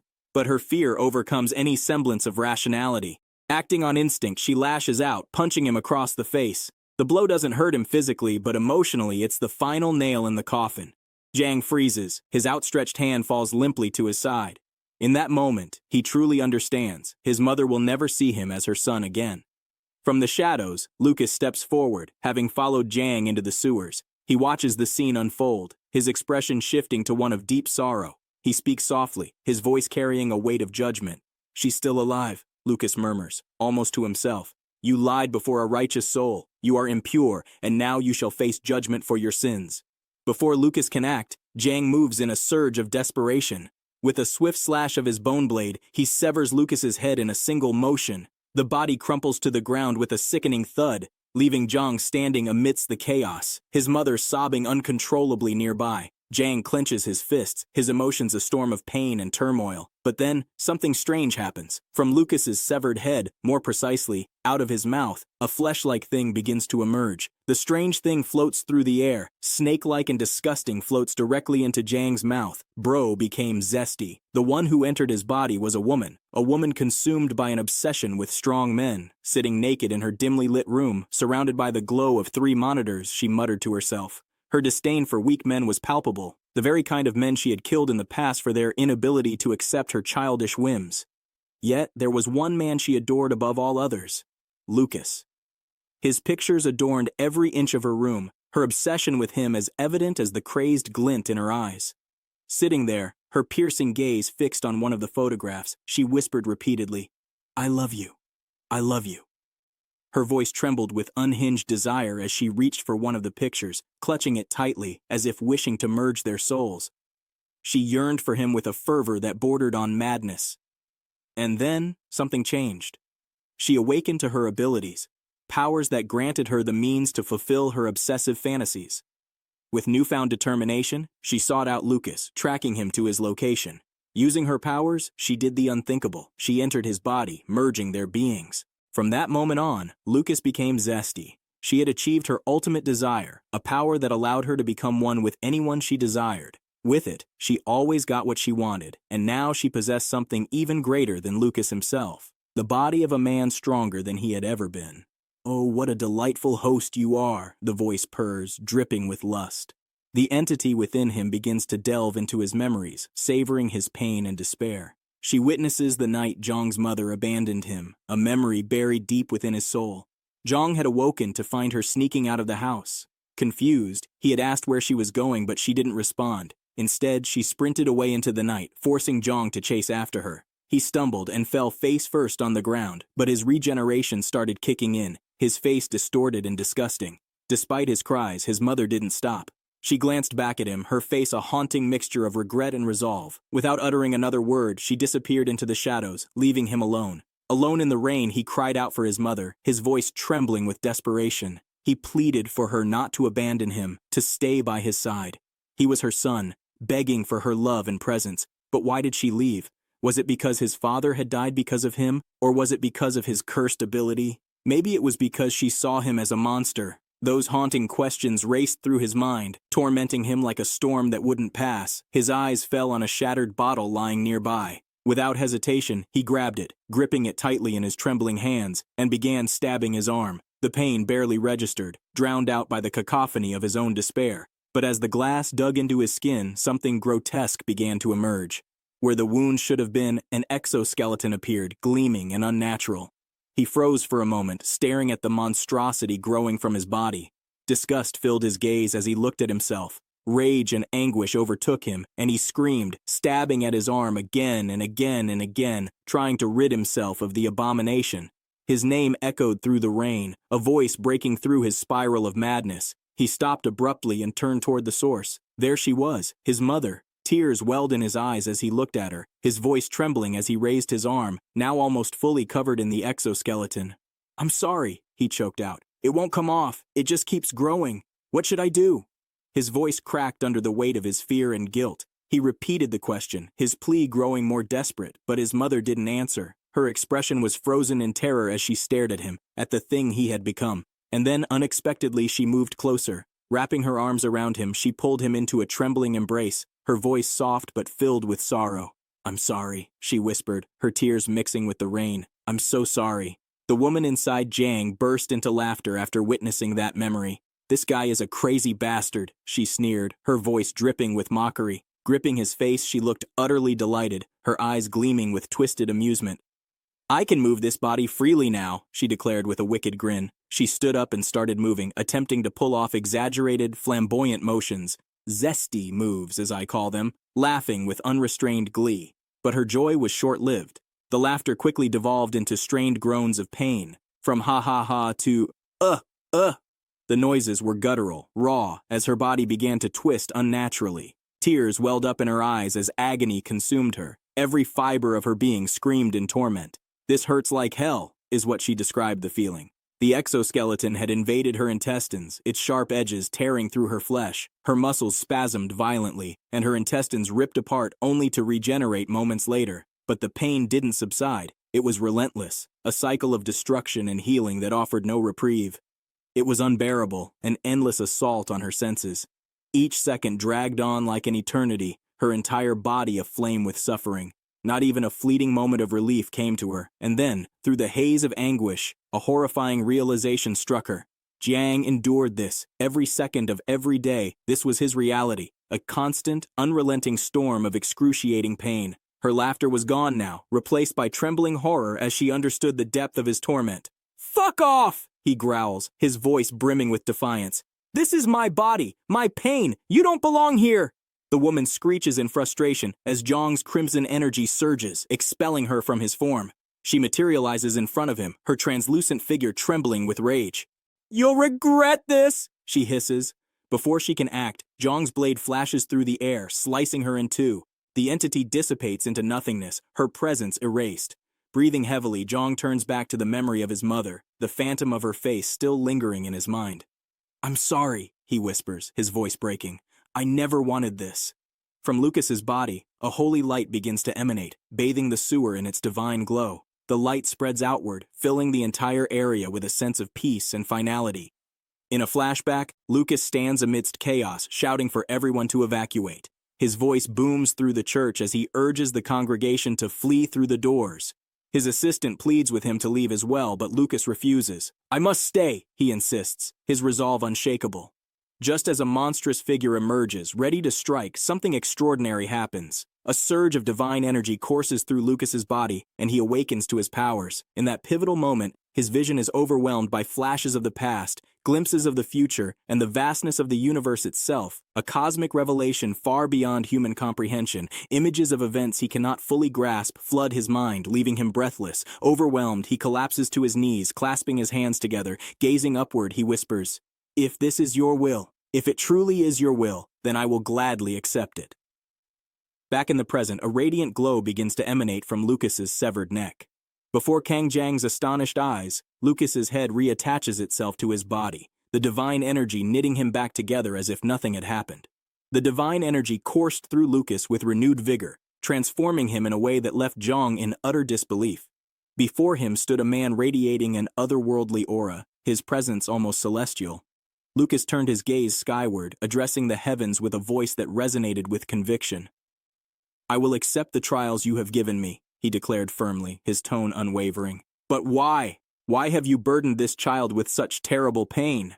Lucas looked at Zhang with genuine sorrow in his eyes, cradling him gently as a father might hold a wounded son. The divine energy surged again, pulsing with overwhelming intensity. The exoskeleton of jagged bones encasing Zhang's body began to crumble, pieces of it falling away like fragile ash. Beneath, his original human form was revealed. For the first time in years, Zhang appeared as himself, not a grotesque monster but a human being. Before either could process the moment, the ground beneath them trembled violently. A monstrous entity, grotesque and otherworldly, emerged from the depths. Its twisted form writhed and lunged toward them, exuding a horrifying aura of malice. Without hesitation, Lucas stepped forward, his newfound power igniting in a blinding flash. A radiant beam of light descended from the heavens, slicing the creature cleanly in two. The energy continued to expand, illuminating the entire city in a dazzling glow.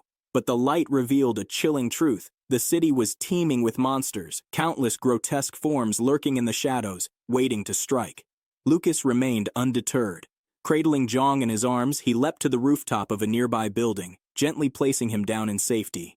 "Stay here," Lucas whispered, his voice calm but resolute. Zhang watched, astonished, as Lucas began to ascend into the sky. His body glowed brighter with each passing moment, transforming into something extraordinary, a celestial knight of light. The man who had once been his enemy was now a beacon of hope. But Lucas's transformation was not solitary. The heavens above seemed to respond to his ascension. The skies lit up as more radiant figures emerged, descending on winged horses adorned with celestial armor. These warriors of light, wielding heavenly weapons, charged into the city, clashing fiercely with the monstrous invaders. The battle was both ferocious and awe-inspiring. Each strike from the celestial knights unleashed bursts of blazing energy, obliterating the grotesque creatures in a divine spectacle. The tide of the battle began to shift as the light overwhelmed the darkness. Zhang knelt on the rooftop, his eyes fixed on the unfolding scene. Awe coursed through him, mingled with an unfamiliar sense of reverence. For the first time in his life, he felt the presence of something greater than himself, a force beyond comprehension. It filled him with both wonder and humility, an overwhelming sense of insignificance in the face of such divine power. And this was not limited to Korea. Across the globe, similar scenes unfolded in cities consumed by despair. The Knights of Light descended from the heavens, bringing hope to a world on the brink of ruin. They aided everyone, even those who might not deserve it, their radiance piercing through the shadows of despair. Zhang could only watch, his heart heavy yet uplifted, as the celestial knights waged their battle for humanity. A flicker of hope ignited within him, a fragile, precious ember of belief in a world reborn from the light. Meanwhile, in the United States, Lucas's son watches the events unfold on a screen, tears streaming down his face. His mind drifts to a memory of his father beside him outside a church. The boy had begged Lucas not to leave, clutching his father's hand desperately. With a heavy heart, Lucas had looked into his son's eyes and said, "One day, I must leave your side. When that time comes, you must learn to stand on your own." Back in the present, Lucas turns to Jiang, his voice a mixture of compassion and sorrow. "A heavy fate awaits you, Kangjiang," he says. "You will endure more pain than you have ever known. The trials ahead will be cruel and relentless, but even so, hold on to your faith. Keep moving forward no matter what, until the very end."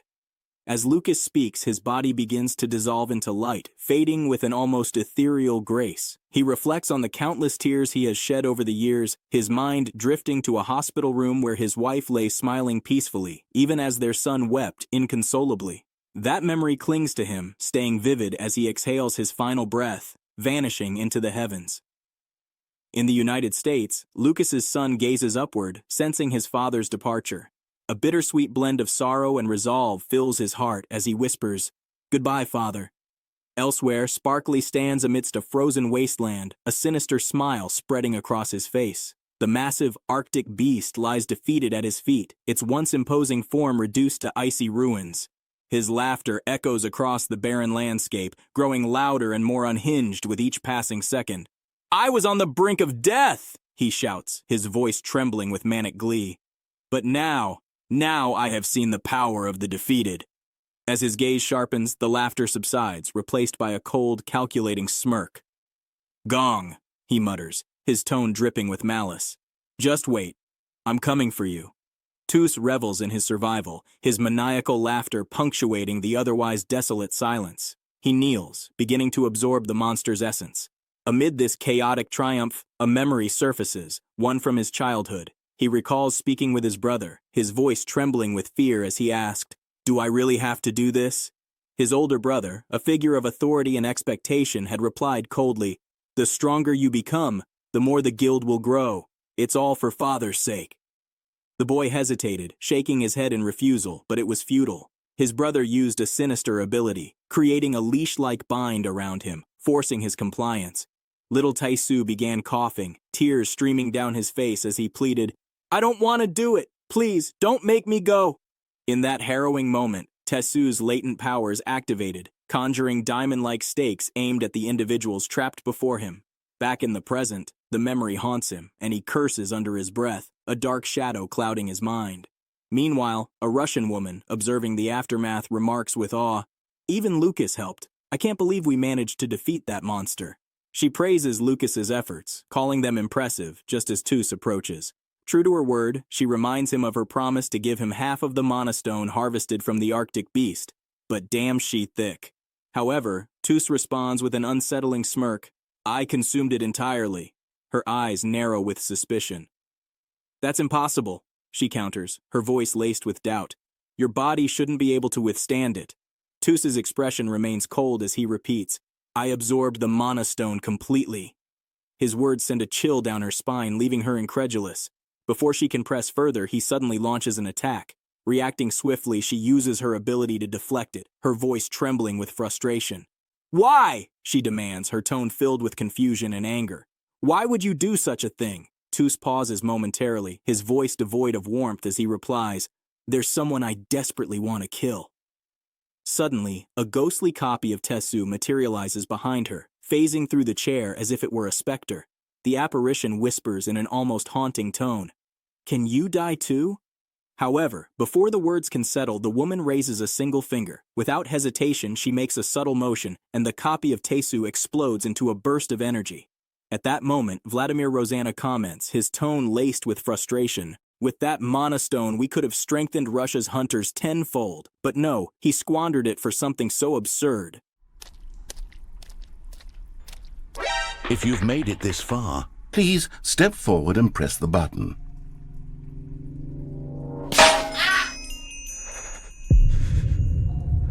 Now, open your eyes, step forward, and push the button. Yes! You see? What a thrill! What a rush! That was you! Now, I want you to do something else for me. Please press the subscribe button. Come on, give it a try.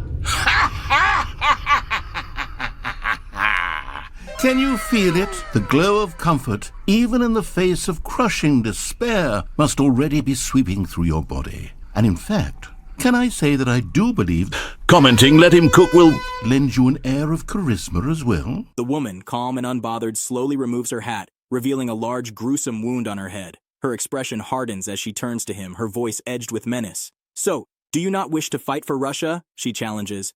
Before he can respond, multiple copies of Tesu spring forward in a sudden assault. They launch themselves toward her with relentless precision, but with a simple wave of her hand, the woman makes every clone detonate simultaneously. The explosion sends a shower of red liquid splattering onto Tesu's companion, who looks on in horror. It's then that Rosanna understands Tesu's answer, a silent yet defiant refusal. Meanwhile, Tesu, acting quickly, uses his abilities to enhance his companion, throwing her to safety and out of the woman's reach. Immediately afterward, the woman raises her finger again, declaring, "You will now be eliminated." Her simple gesture commands the stones around her to rise and hurl themselves toward Tesu's companion with terrifying speed. But before they can reach her, Tesu summons a wall of clones, using them to create a barrier to shield her. The stones shatter against the barrier, buying a brief moment of respite.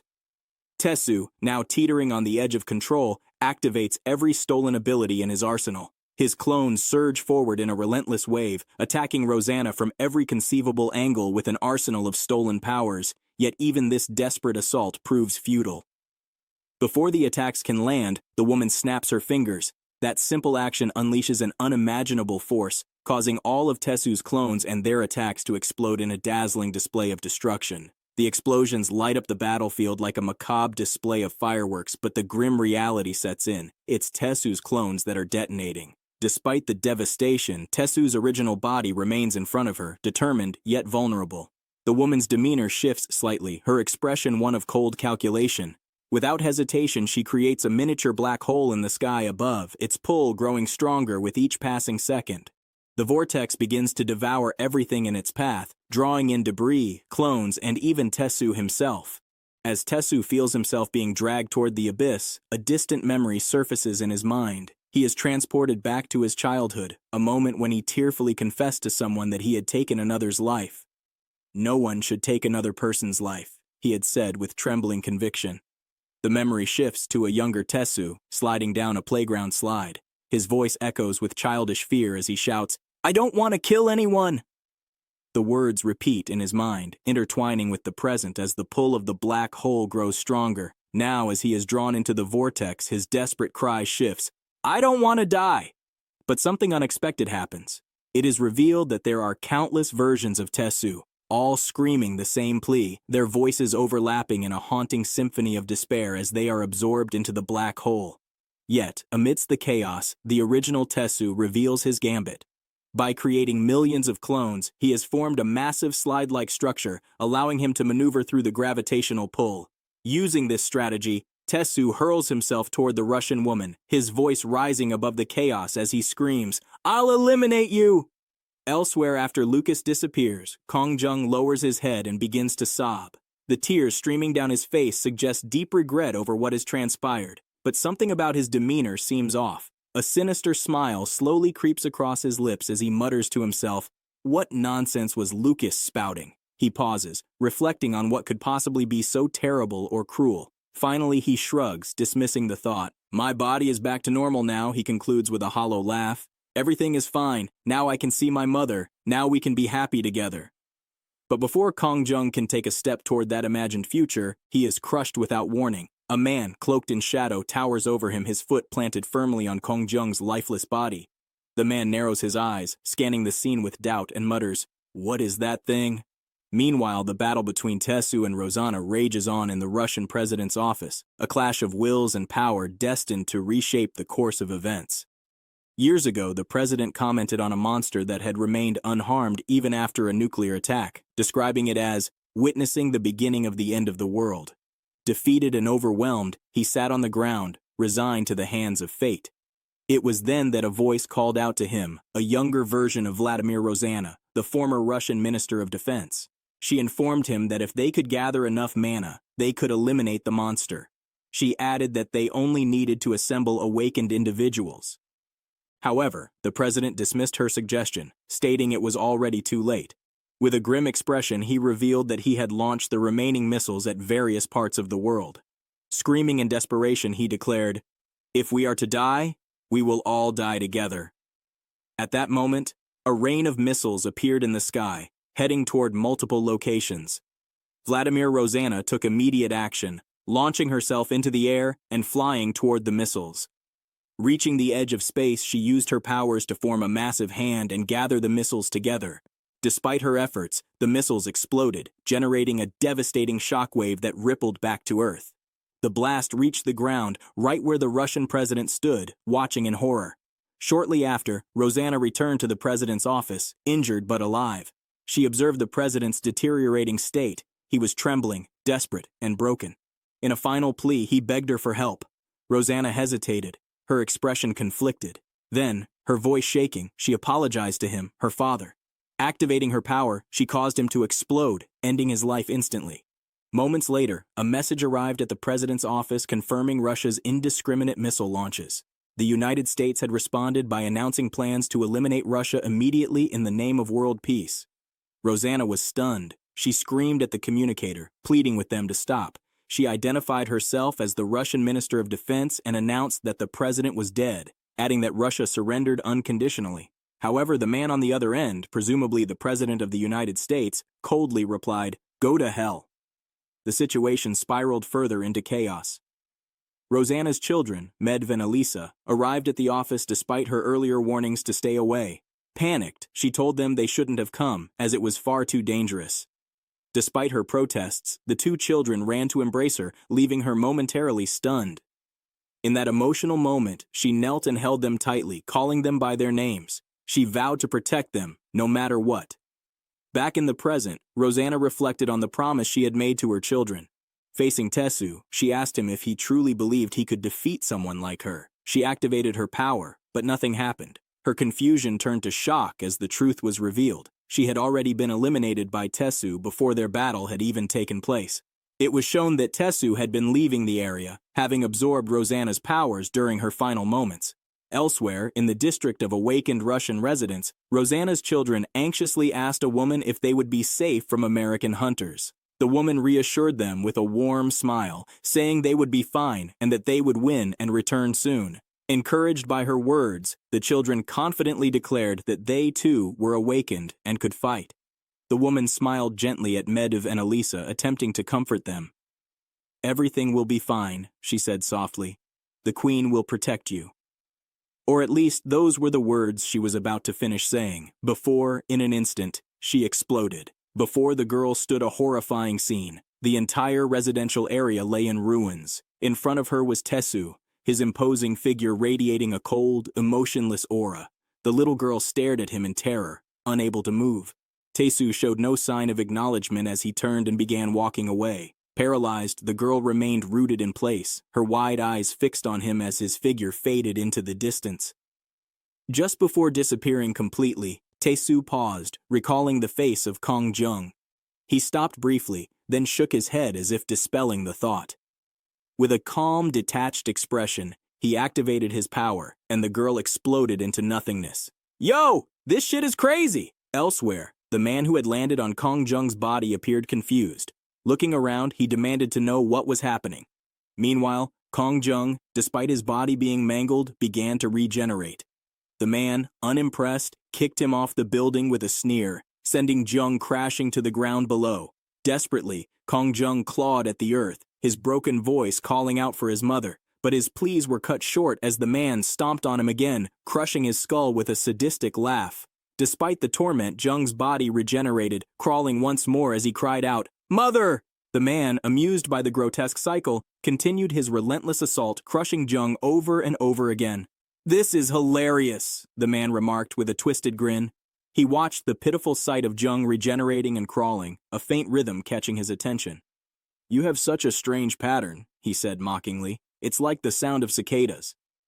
Then, tilting his head in mock pity, he sneered, "Why is a grown man crying for his mother? Jung froze for a moment, his despair turning into fury. Through gritted teeth, he screamed, "Don't you have a mother?" His voice, trembling with anger and pain, echoed through the air. The man's expression darkened, his amusement replaced by irritation. "How dare you!" he muttered before kicking Jung with incredible force, sending him hurtling toward the swirling red portal. Jung's body vanished into the ominous gate, the same blood gate he had once fought so hard to escape. The scene shifted. Kong Jung's mother suddenly jolted awake, her eyes wide with confusion.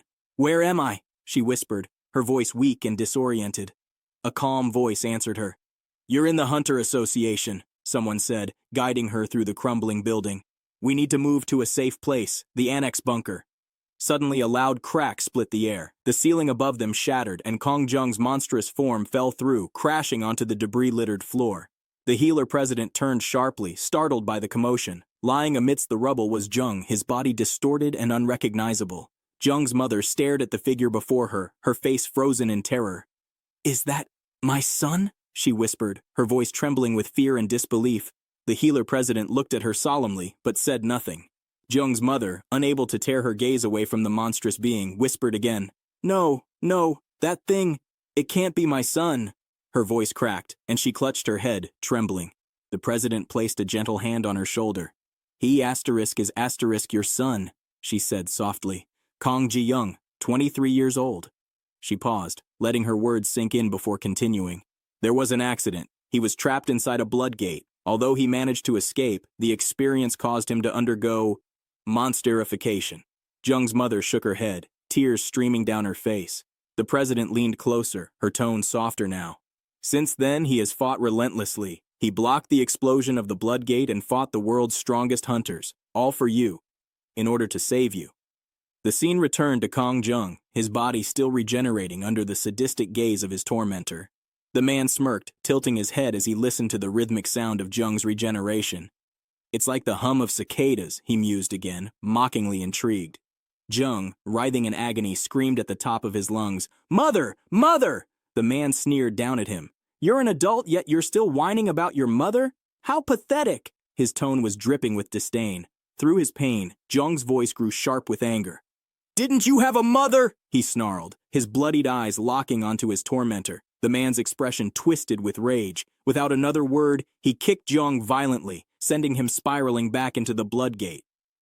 As the portal engulfed him, Jung's eyes widened in horror, his scream echoing into the abyss. He suddenly finds himself lying in bed in his childhood home. Confused, he wonders aloud, "Did I come back? Is this really my past?" Looking around the familiar room, his gaze stops on a shadowy figure in the corner. Tentatively, he calls out, "Mom, are you there?" When his mother turns toward him, his heart drops. Horror floods his chest as he sees her grotesque transformation. She, too, has become a monster. Panic-stricken, he instinctively reaches for the glowing red portal nearby, but his thoughts betray him. Memories begin to rush in, a torrent of emotions that overwhelm his senses. He recalls a tender moment from his past. He had asked his mother, "Are you okay?" Her gentle, reassuring voice echoes in his mind, "I'm fine." Asterisk. But inwardly, she was doing her best to not show some hidden emotion she had. Yet this memory twists painfully as another follows.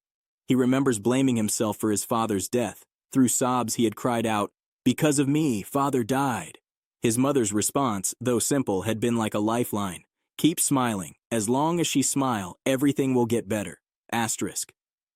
Back in the present, Ji-hun grits his teeth, tears streaming down his face as his body begins to regenerate. The excruciating pain feels endless, but he bears it, pushing through the agony. He refuses to stop. Determined, he steps through the red portal, fully embracing his monstrous transformation. Emerging on the other side, Ji-hun locks eyes with the man who had kicked him before. The man's expression shifts as he senses danger, but it's too late. Ji-hun, now fully transformed into a terrifying beast, strikes first. With a roar that reverberates through the air, he delivers a powerful kick, sending the man flying like a rag doll. "Look at what you've done!" Ji-hun bellows, his voice trembling with rage and despair. "I've become a monster again because of you. All I wanted was to see my mom. That was my only chance. Why did you do this to me?" The man scrambles to his feet, backing away, trying to create distance, but Ji-hun's fury is unrelenting. He launches himself forward, attacking with unmatched ferocity. The man narrowly evades, leaping into the air to avoid the devastating blow. Meanwhile, the scene shifts to China. In the distance, an ancient building stands ominously beneath a darkened sky. Inside, a group of individuals gathers. One of them speaks in a grave tone. That monster, he's on a completely different level. Even the American Lucas couldn't defeat him. How can we fight back?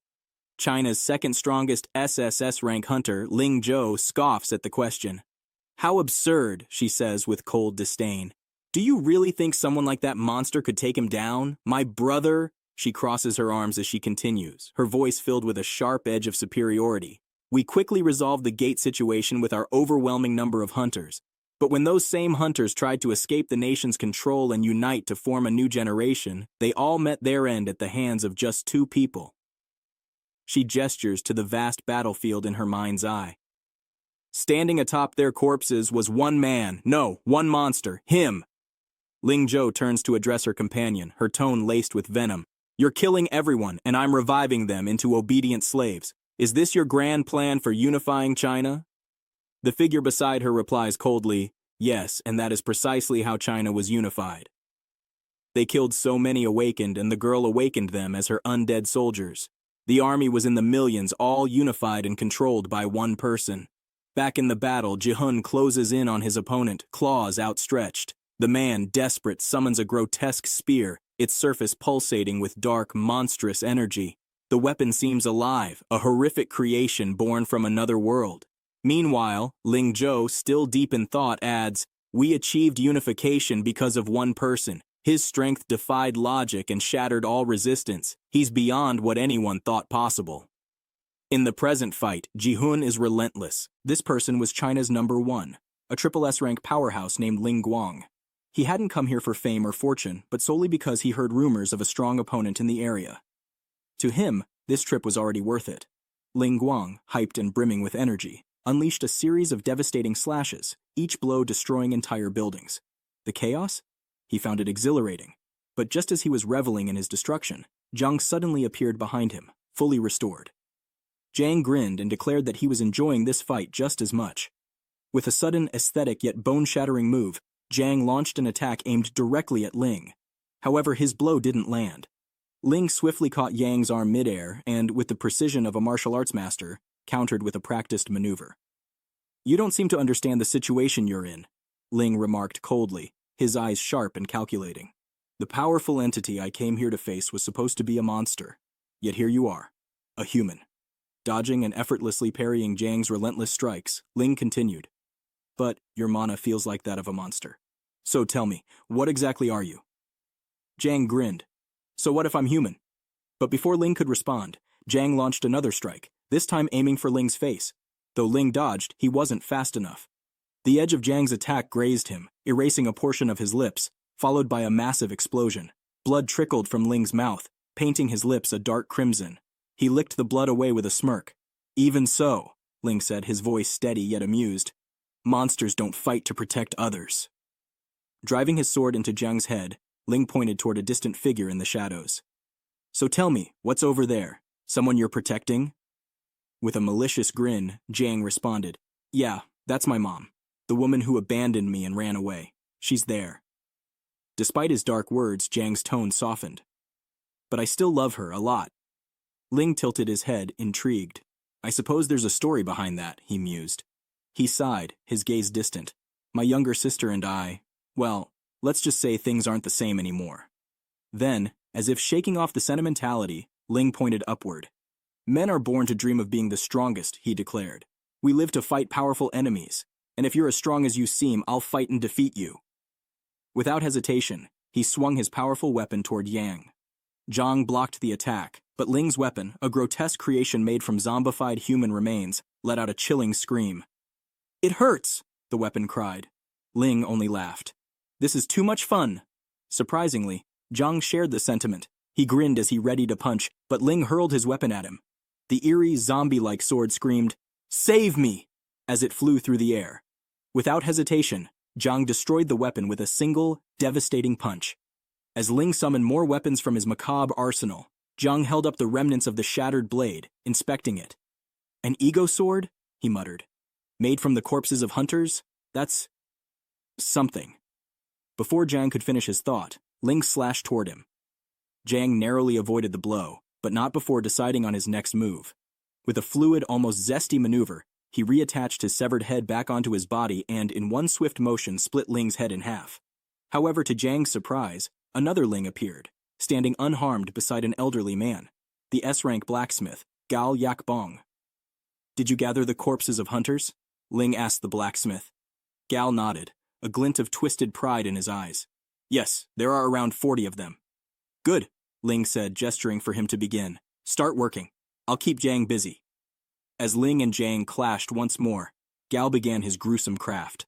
Summoning a mass of flesh, he hammered at the corpses with rhythmic, thunderous blows. Bang! Bang! Bang! The sound echoed through the battlefield like the forging of a real blade, except Gal's materials were the still living remains of dead hunters, animated like zombies. The fight raged on, chaos erupting as two unstoppable forces collided, neither willing to yield. With every bang of the hammer, the sound of tortured screams echoed through the air. The anguished cries, curses, and pleas of countless voices rang out repeatedly, each one a grim testament to the grotesque creation being forged. After what felt like an eternity, Gal finally stepped back, admiring his handiwork.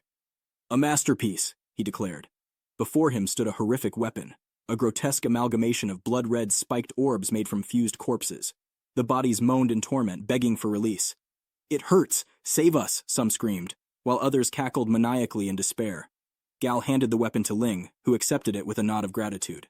Without hesitation, Ling swung the abomination with all his might, launching the writhing mass of bodies toward Jang. The spiked weapon tore through the air, the cacophony of voices growing louder.